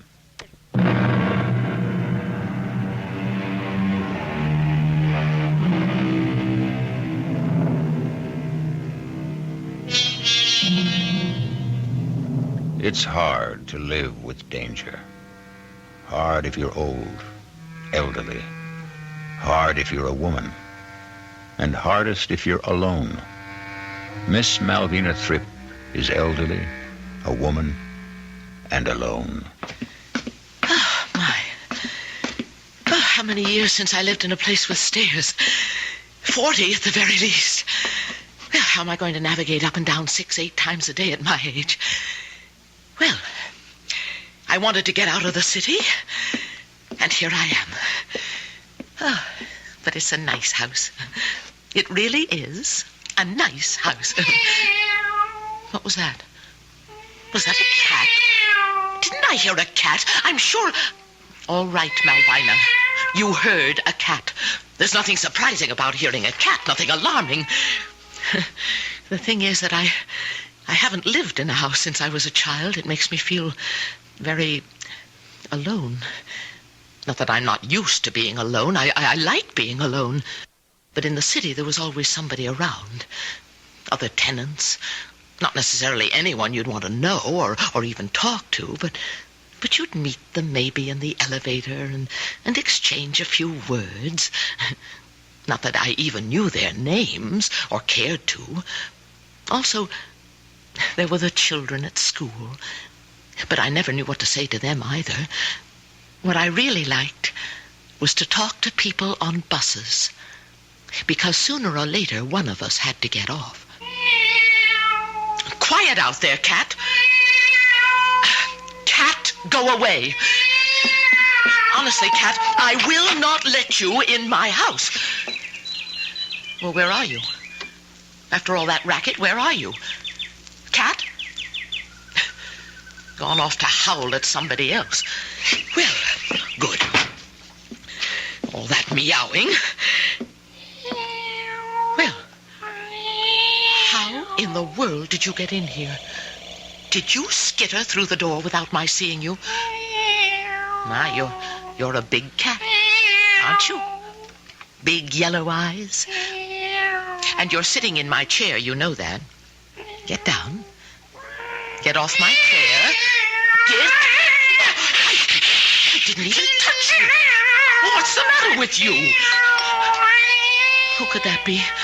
Maybe somebody looking for you. I devoutly hope so. Mailman. Mail? For me? Well, nobody knows I'm here. I just moved in. One letter addressed to resident. You the resident of this house? Oh, I'm the resident, all right. As of this morning. Yeah. Here's your letter. Thank you. It says Sam's Garage. Circular. Sam runs a good garage. I don't have a car. Better luck next time. Mr. Mailman. Yep? Do you know anybody who's lost a cat? You found a cat? Well, it's in my house. It doesn't want to leave. Crazy about you, huh? I wouldn't say that, no. Maybe if you leave the door open, it'll sort of wander out. Well, is that safe? To leave the door open? In this town? Are you kidding?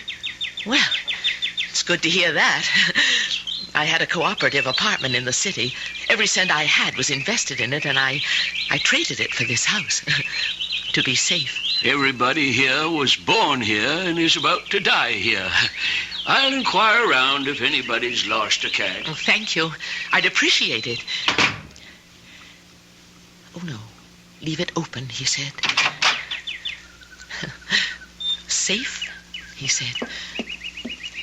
Well, now, Cat, anytime you're ready, the door is open. You can... Where are you? Where have you gone to? Are you still in this house? Looking for someone? Oh, you frightened me. The door was open. I left it open for the cat. You have a cat? No, I don't have a cat. It just showed up here a little while ago, and it didn't seem about to leave, so I... Did you want something? Something in particular, Miss... Viola's my name. Viola? What? I've forgotten. Oh, you have a little scratch on your arm. Well, the cat did that. What did you do to the cat? Well, I just wanted her to get out of my chair. Why did you? Well, it's my favorite chair. No wonder. It's nice. Oh, you don't want to sit in it? Yes, I do. Well, it has cat hairs all over it. These old dungarees have been up against worse than cat hairs. Okay to drop my knapsack here? Oh. You live alone? I just moved in. This morning. I saw you. You did? I should think you'd want a nice cat living here with you. Well, I don't. Anyway, it seems to have disappeared. Maybe she went upstairs. You think so? I think it's possible. Well, I must go and have a look. Good idea. If you want to be on your way now... Not quite yet. Do you need some money? I have a little in the house, not much, but... I just want to sit here in this nice chair. You go ahead. Go upstairs. But I won't steal anything. Oh, I didn't mean to suggest... There's nothing to steal. Well, if you want to rest yourself... I do. I really do. Yes. Well, you rest yourself, and I'll just look upstairs. Maybe I'll take a hot bath and change my clothes, because I'm going out for dinner. Going out? There's no food in the house. I don't like leaving you here. You want me to come with you? Oh, no. No, I'll go by myself. Oh, wait. You forgot your letter. Oh, that's nothing. I guess it's yours. Resident. Is that you? What a nice name. My name is Malvina Thrip. Malvina Thrip. I think Resident is a much nicer name. It could be anybody. Miss Viola, why don't you leave right now? Miss Thrip, I shall leave when I'm good and ready. Now go on upstairs. I really don't understand why I'm letting myself be subjected to all this. I'll be back shortly. Oh, why, Miss Thrip, you were born to be subjected to all this and more. One bedroom door closed. You are a natural victim, Miss Thrip. Other door closed. Rest well, Miss Thrip. Pull the pretty pink and white afghan up around your shoulders and rest well. There's excitement in store for you.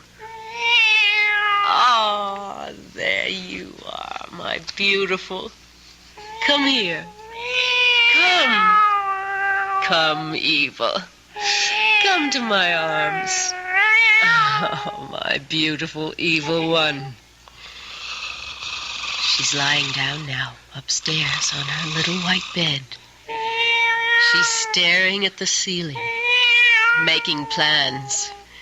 She'll stay up there for a while, so you and I must make our plans, too. Our careful, careful plans.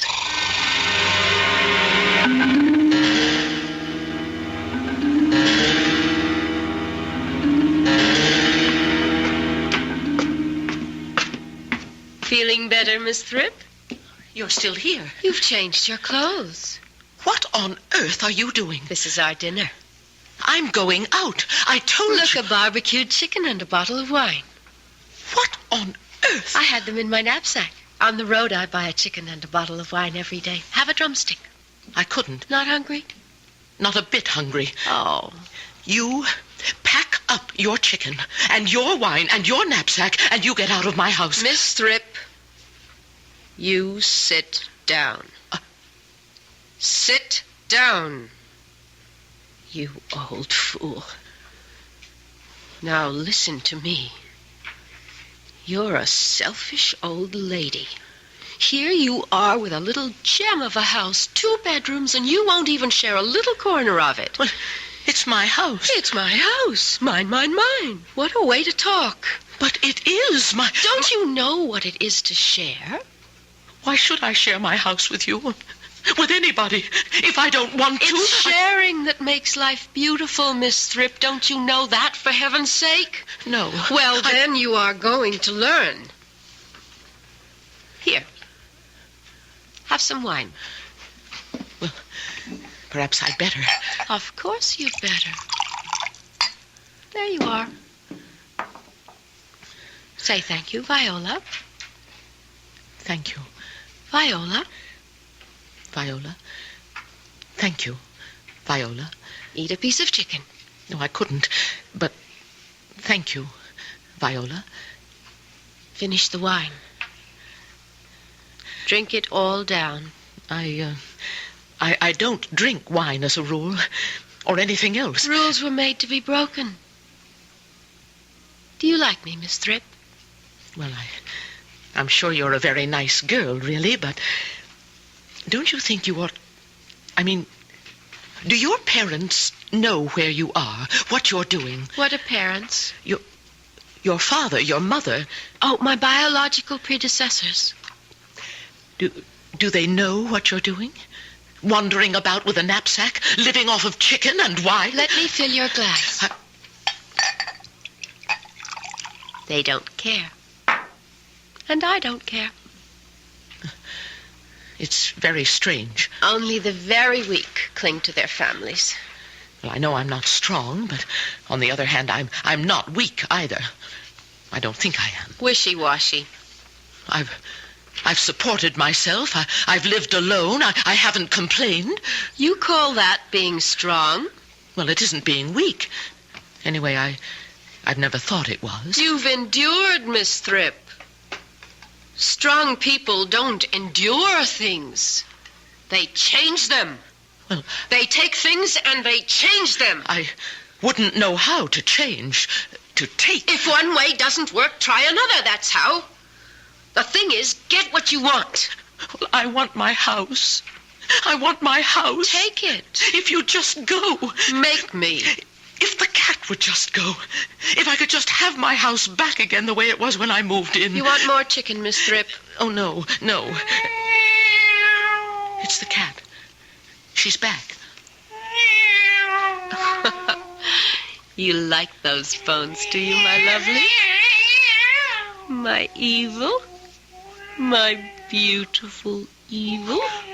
What did you call her? Eva. That's her name. How do you know what her name is? Because I just named her. Evil is a horrible name. No, it isn't. Think about it, Miss Thrip. Evil, spelled backwards, is live. Think about that.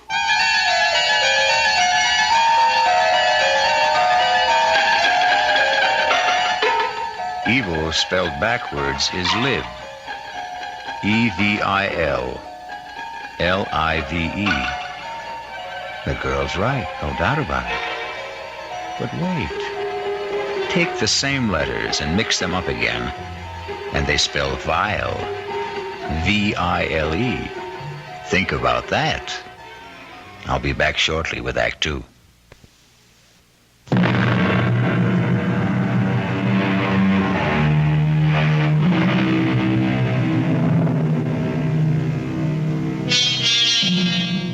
Now let's get back to the story of a lady living alone until a cat moved in. A cat named Evil. Until a girl moved in named Viola. And the lady no longer lived alone. Wake up, Miss Thrip. It's morning. Time to wake up. What happened? You went to sleep on the couch, that's all. Why did I do that? Who are you? You know me. I'm Viola. Why are you holding that cat? This is Evil. Evil slept upstairs with me on my bed. Your bed? Don't you remember anything at all? I wanted the cat to get out of my house. And Evil wouldn't go, would you? You lovely thing. And then you walked into my house, a total stranger. I won't be a stranger for long. You can count on that. I want you to get out of my house. You and the cat, both of you. Can't you understand that? This is my house. Where's the telephone? I don't have a telephone. Why? Look at you. You've got my dress on. Why don't you have a telephone? How dare you put my dress on? My dungarees were dirty. Why don't you have a telephone? I haven't had one put in yet. Now I'll have to go out. You're leaving? I have to go out and get some food. We have to have breakfast, don't we? I don't care about breakfast. I want my house back. Miss Thrip, you really must stop being so selfish. I just want what belongs to me. That's not selfish. Listen, old lady. I'm going out, but I'll be back. Don't get any ideas in your foolish head that you can keep me out. I'll get the police. I'll tell them. Tell them a girl is in your house and a cat. Tell them they moved in and ate chicken and drank wine, and so did you till you fell asleep on the sofa. But it's true. Does it sound true? But I'll show them. They'll see. I'll hide. Where? Where would you hide? Under the porch. Behind a bush. What? Up a tree. In the attic. In the cellar. Under the stairs. Oh, I know how to hide. You've done this before. You've moved in on people before. I do it all the time. I have to live, don't I? Well, I've got to get going or we'll all starve. Please take the cat with you. And leave you all alone? I want to be alone. It's what I'm used to. I'm off to the store. I won't forget you, Evil. I'll bring you something delicious.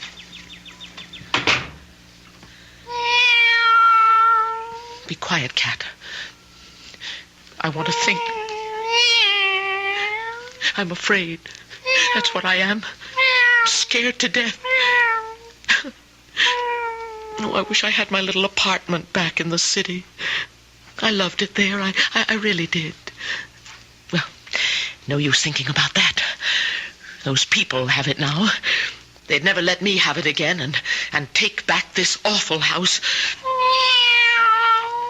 Why, you're purring, aren't you? Are you talking to me? What are you saying? Tell me. Oh, tell me. Because I'm not just frightened. I'm panicky. I don't know what to do. I don't want to do anything foolish. And when people are in a panic, they do foolish things. Anything I did might be foolish. There's no use locking the door, is there? There's no use going to neighbors. They don't even know who I am. They've never seen me before. Neighbors. The police. Well, those are things I do in the city. Sensible things. Practical things. Not here, though. No, I'm in a strange place. In very strange circumstances. You're a very extraordinary cat. I'm not going to pretend I like you. I couldn't fool you anyhow, could I? Of course I couldn't. But you're very unusual. I'm sure you're very wise, very knowing. You must know strange things, secret things that I don't know, couldn't possibly know. Evil things. Evil, spelled backwards, is live. And I want to live. And I can't live being afraid like this. Fear is an impossible thing to live with. So tell me, Cat, tell me what to do. I'm sure you know, and I'll do whatever you say.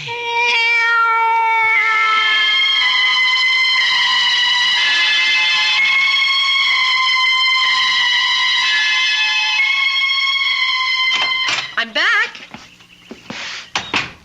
Where are you? You didn't go out, did you? You wouldn't be such a fool. We're in the kitchen. Well, there you are, the two of you. We're hungry. Well, I bought plenty. Eggs and butter and all that kind of stuff for breakfast, coffee, tea, and meat and vegetables for dinner. Enough for the whole week. The whole week? I don't want to keep going to the store. And for you, my lovely, caviar. Did you have enough money for all this? Of course not. I charged it. To me? To Miss Malvina Thrip. But didn't they say anything? They don't even know me. That's how small towns are. They just went ahead and charged it? They'd never do that in the city? They gave me a couple of applications to fill out for charge accounts. I said I'd drop them by tomorrow. You'd better sign them. In the city, I always pay cash. You're not in the city now. Oh, I know. So sign them. There. That fixes that. Viola, did you tell them at the store that you were me? I said my name was Malvina Thrip, so I guess they thought I was Malvina Thrip. Are you just going to sit there? Or are you going to fix us some breakfast? What should I fix? Well, I don't know about you, but I want grapefruit and fried eggs and toast. Oh, and open the caviar for the cat. Put the coffee on. And start the eggs. Before the coffee's ready? And put the bread in the toaster. Well, I haven't unpacked the toaster. Well, then butter some bread. Cut the grapefruit. There's no knife to cut the grapefruit. Oh, let's have a little efficiency around here. There's no frying pan. Hurry up!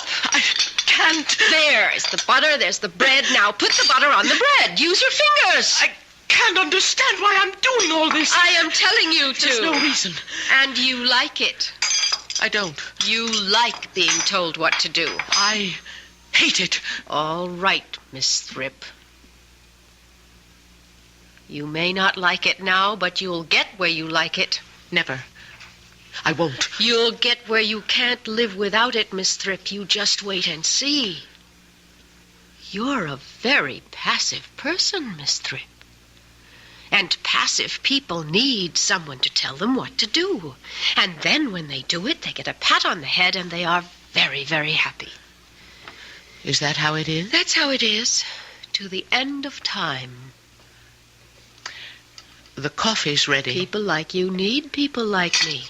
I tell you what to do and you do it, and that's what makes the world go around. Pour the coffee. Very nice. Hot and strong. Thank you. Pour yourself a cup. Thank you. I will.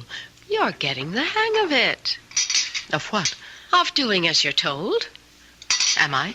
Now, let's see. What'll I have you do next? I'm not going to do anything next. Yes, you are. No, I'm not. Oh! Get out! You burned me! Out of my house! Coffee all over my dress! It's not your dress! It's my dress! It's not your coffee! It's mine! And it's my kitchen! And my house! And... One more word about your house and I'll slap you again! Now! I am going upstairs and change these clothes and put something on those burns. And when I come back, I want you to be in control of yourself! I can't possibly be in control of myself as long as you're in this house. You told me wrong, Cat. It didn't work. You told me to give in to her and do everything she wanted. And it didn't work at all. think I want any more of your advice. She was asking me to be her servant. Pretty soon it would have been sweep the floor, scour the sink, take out the garbage. I'd be her personal slave for as long as she stayed here. Suppose she stayed forever. Suppose I never got my house back. Is that possible? Sooner or later, surely somebody would... Would what? Come to the door? Who? Oh, I wish I had friends. People who cared about me and would miss me and worry about me. I used to think I only needed someone to talk to now and then, and not for very long, but that's not true now. I need someone close, someone who cares.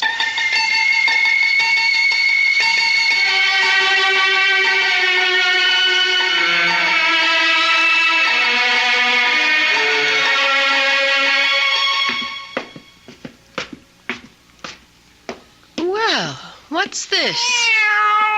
Both of you asleep? What kind of a household are we running here? I just put my head down on the table for a minute. Dirty cups? Evil, get off the table. I said get off the table. Go lie down somewhere else. Okay, Miss Thrip. Wash the cups and then sweep the floor. Oh, here's something else. What? My dungarees, they're filthy dirty. I've been traveling in them for weeks. What am I supposed to do with them? Wash them. What do you think? You want me? Throw them in the washer-dryer. I don't have a washer-dryer. Everybody has a washer-dryer. And if I did, I wouldn't wash your dirty dungarees in it. Then you're just going to have to do them by hand. No. I am not going to wash them by hand. And I'm not going to wash your clothes, or buy your food, or cook your meals. We had an arrangement. You had an arrangement where you'd swagger around this house, my house, and give orders, and act as if you owned the place, and I would do what you told me. And that's the way it's going to be. It's not. That's the way it has to be, Miss Thrip. It can't. There are people who give orders and people who take them, and nobody in between. That's the way it is. That's the way it always has been. And that is the way it's going to be. Not in my house. Right here! In your house. Now, pick up those dungarees. You pick them up. Pick them up! And take them to the sink and wash them. Wash them yourself. And then put them on and get out of my house. Don't talk to me that way. You stupid old woman, I'll show you if I have to kill you! How dare you! You go crazy! Don't stop her! God!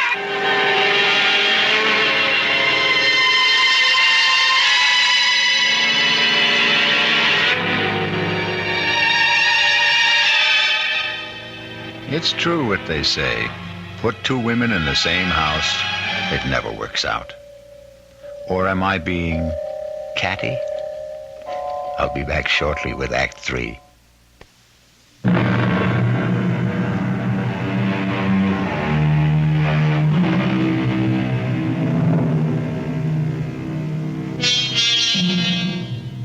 Two women in the same kitchen, plus a cat.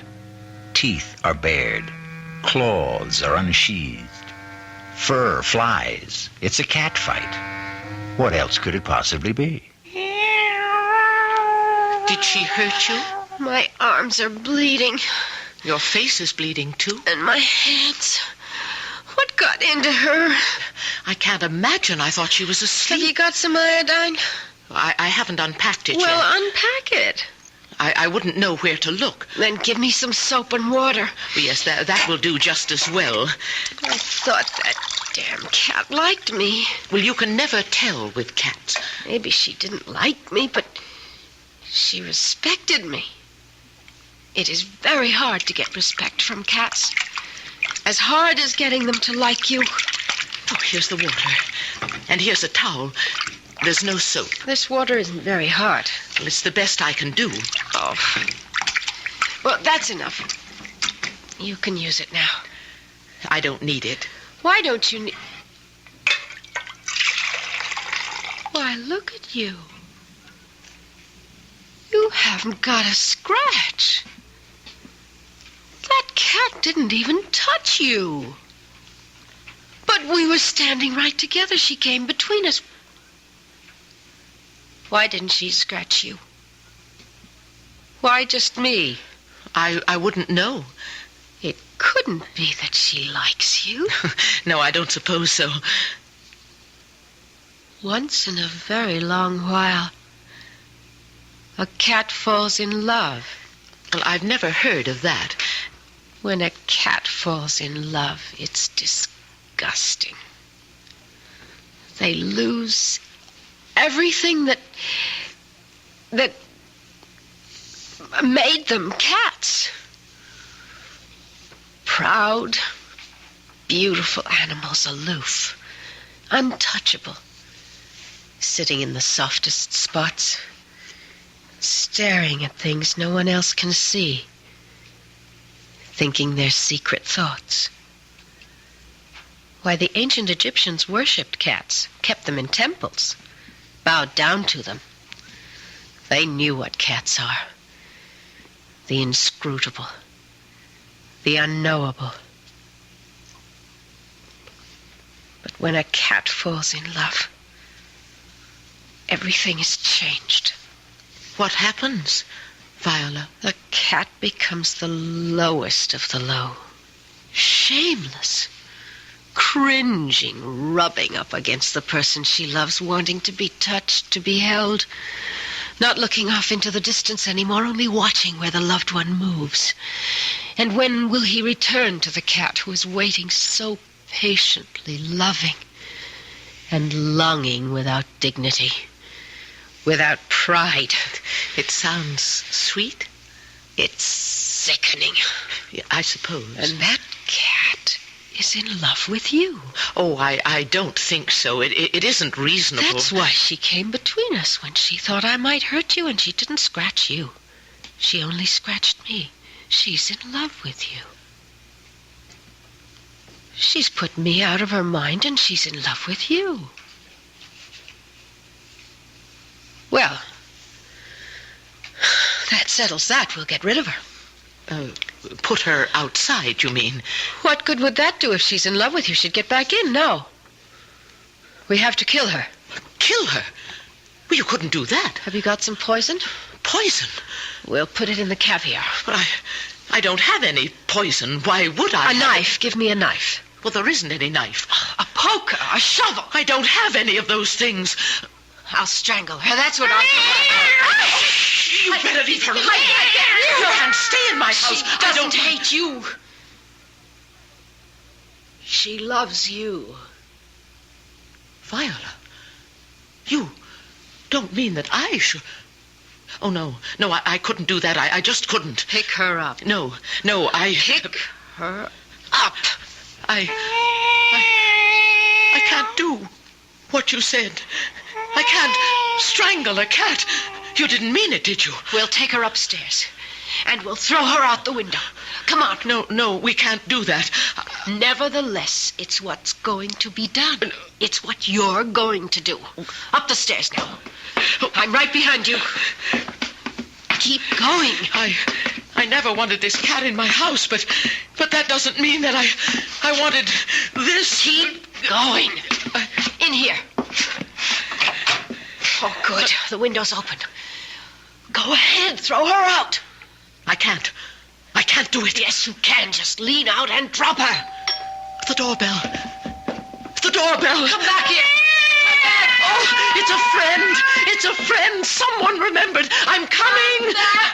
Wait. I'm coming. Another letter, Miss Tripp. Oh, come in. This one's addressed to you. Oh, please come in. I'm so glad to see you. Miss Malvina Tripp, it says. Nothing like hearing from a friend, is there? Listen, they're in the bedroom. She's going to kill her. Hold on now. Maybe she has already. She wanted me to do it, but I couldn't. What bedroom is this, Miss Tripp? The front one. Top of the stairs. I look outside. Maybe she's there. Maybe she fell in a tree or a bush or something. Cat? Where are you? Are you all right, Cat? Oh, please, be all right. I didn't want you in my house, but that was all. I never meant that you should... Oh, where are you? Strip! Yes, I'm here. What did you find upstairs? Nobody. Nothing. Nobody? No cat? No cat. Wasn't there a girl? A young girl? Nobody. Nothing. Well, both of them couldn't have gone out the window. I don't think both of them... Look, Miss Thripp, you're all shook up. Why don't we go into the kitchen and I'll pour you some coffee?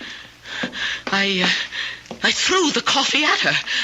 There isn't any. Well, I'll make some fresh, and you can tell me all about the cat and the girl, the whole dream. Well, it wasn't a dream. Well, whatever it was. You think it could have been a hallucination? Maybe something like that. You remember I told you there was a cat in my house. And I told you I'd inquire around about a lost cat, and I did.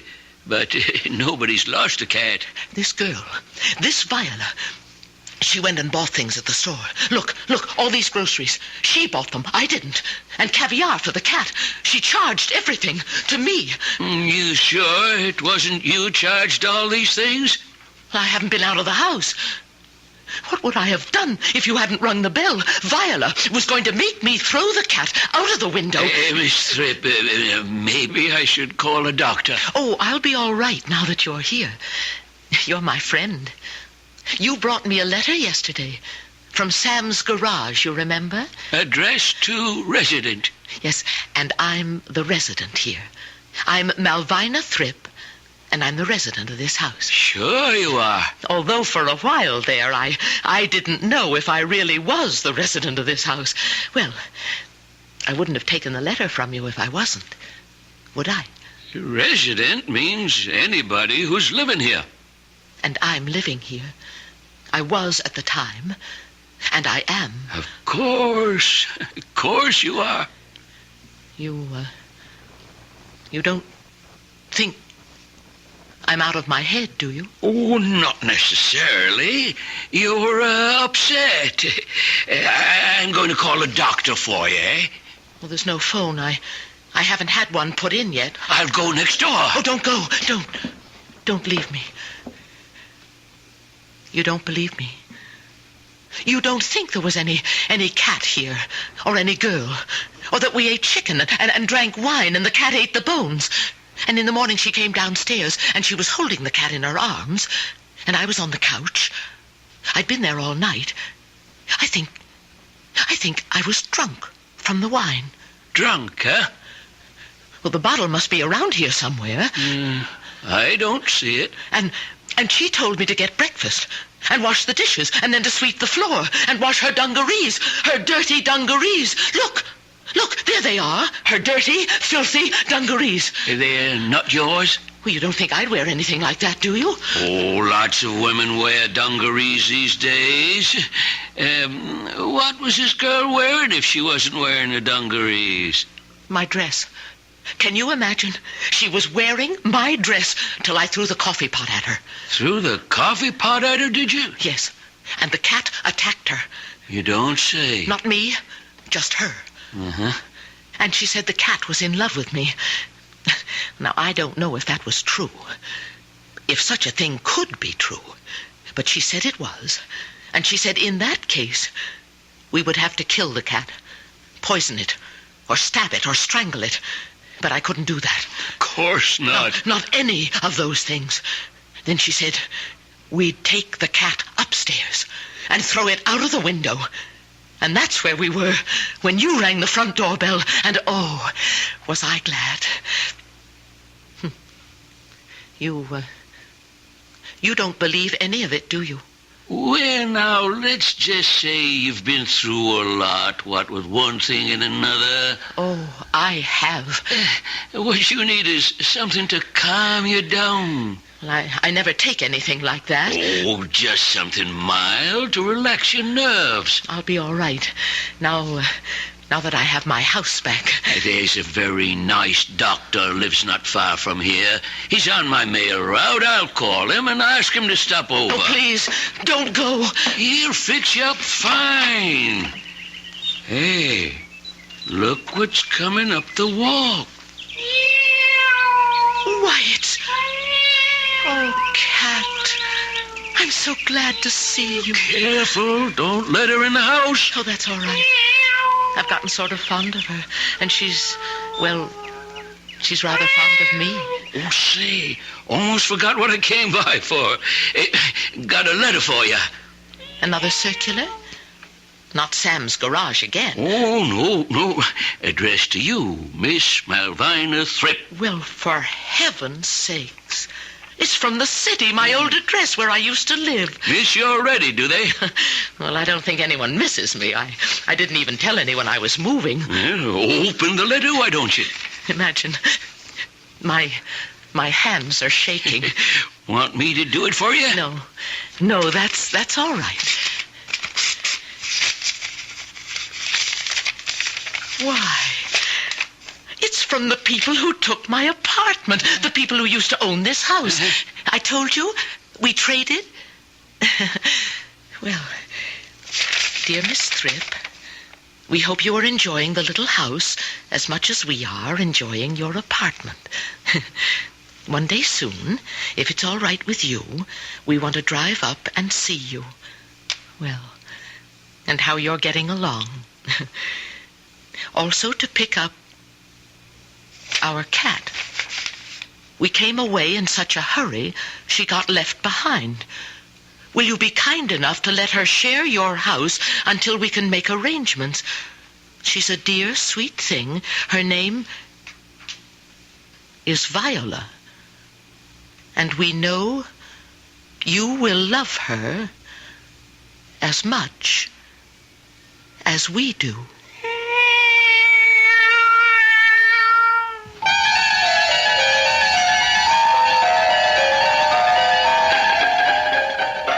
Dear Viola, sweet Viola, good Viola. Or is she vicious Viola, violent Viola, vile Viola? Well, anyway, for the time being, Viola has a home with Miss Malvina Thripp, the resident. May they both rest safe and sound. I'll be back shortly.